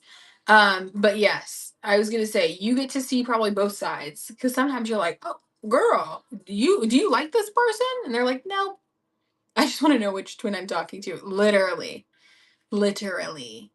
It's just I think sometimes it's very confusing, but I do like intellectually ruled signs like that. I love the Mercury signs. I love Virgo. I like Gemini, but you definitely I think to have so much Mercurian energy, like my mom having that, and then an Aries moon on top, it can be like so much where I'm like, calm down, slow down. Okay, girl. No one's doing anything crazy. Yes! I was gonna say because they get you. You're a Virgo. Virgin either they're split personality or two-faced. Yes. And an Aries moon, seriously. It's scary. Like sometimes I'm like, ah, we're both Aries moons, but it's so interesting to see how it comes out based on our different placements. Like I'm a Libra, and I feel like having a Libra sun, Aries moon, the two sister signs, are very balanced. Like I'm very good about keeping calm, cool, and collected, even though in my mind I'm like, fuck that. You know, I might be popping off, but you might not see it. So Cancer sun, Aries moon. Yes. Oh my gosh, Maddie, please get back on your zodiac era. One, two. So many Aries moons in the chat. Okay. I love it. Ooh, Erin. Okay, you're a Virgo sun towards moon. Very earth stable energy. Not you said no, literally. I'm in an aqua rising. That is a sleigh. We love all of that. Okay. That's a really good big three. I mean, I don't have any big threes that I wouldn't like, truthfully, unless you're like a big three and it was all three water sign. I'm praying for you, girl. Gemini rising, but I think it's Scorpio or Libra. Ooh. Aaron, I can honestly see that. Scorpio risings are so striking and Libra risings are so ethereal. I could see either actually for you. I really could see either. I love earth signs too though. Like earth signs probably would be second to air. I love earth. They get a bad rap. I feel like people say they're boring and I'm like, no, you guys have a lot of depth. The earth has a lot of depth. They have a lot of depth, a lot of core. Right? I need to drive to the hospital. Figure it out now. So deep. That's what I'm saying. I love earth signs. I think they get a really bad rap, but I don't think that people take the time to unpeel the layers. Earth signs are not like air signs. They're not going to give their lore up front. You really have to like do work to really get into an air sign's life. So I feel like, or excuse me, an earth sign's life. So I do feel like it takes time for you to peel back the layers, especially with Capricorns. Oh my God. My first ex, you guys, had a basically like a double stellium in Capricorn. He has 6 Capricorn placements, like almost everything besides his big threes in Capricorn. And we did not like we. It took forever to like be serious and really date and like I don't know get to like that next phase. And then we ended up dating for 6 years. Like it was a long. I feel like it's always a long process. A long process. Capricorns are a lot more reserved for sure. But I like that in a man. Like I want my man to be silent, babe. I want you to be silent. That's why I liked there's slow to warm, yes. But when a Capricorn loves you, I feel like they love you with their everything. Oh, I don't know. I think it's only been 7. I mean, I don't know how many there are. I don't think there's a lot of people on here about right now. I'm spilling all my tea. But no, Geminis are not reserved, no. Aries are too. I agree. I think that you just are Aries are good about being more theatrical and yes, they're like expressive. Yes. I was gonna say I think like 70 something bookmarked it. And she's very slow to warm up to people. Exactly. See? That's what I'm saying. I feel like a lot of it is oh, you're a good girl. I be getting confused too. A lot of it does have to do with time. Like Capricorns are very you need to build my trust. You need to earn my trust sort of a sign. Whereas I don't feel like a lot of the other signs are. Tauruses are that way too. Virgos are the most personable, I would say, of the earth signs. And even then, like they're being personable to be polite. I don't think that they're necessarily being personable because they want you to know all their lore. So I love that. I respect that about earth signs. I think because I have such a fire heavy chart that I just something that attracts me to the stability of an earth sign and somebody that's very even keel because I can be very expressive and passionate. I need somebody that's a little bit more like solid.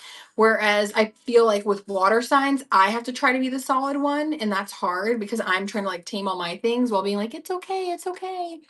Oh my gosh, yes. Oh my gosh, Erin, what are the other placements? I'm like, everybody send me a screenshot of their co-star after the live so I can see.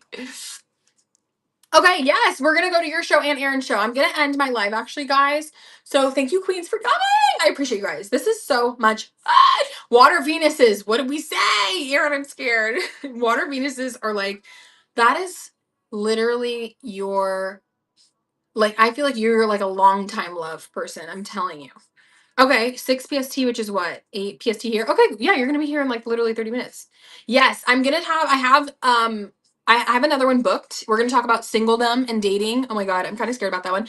But yes, it's already booked. So bookmark the upcoming shows, girls. I will be in your guys' shows tonight. I trust a lot. How do I know? I'm a Pisces, literally. So I'll see you baby soon. Okay, let me like raid somebody quickly. And I will be in y'all's shows later. Oh my gosh, Cold Vintage is live. Say hi, somebody.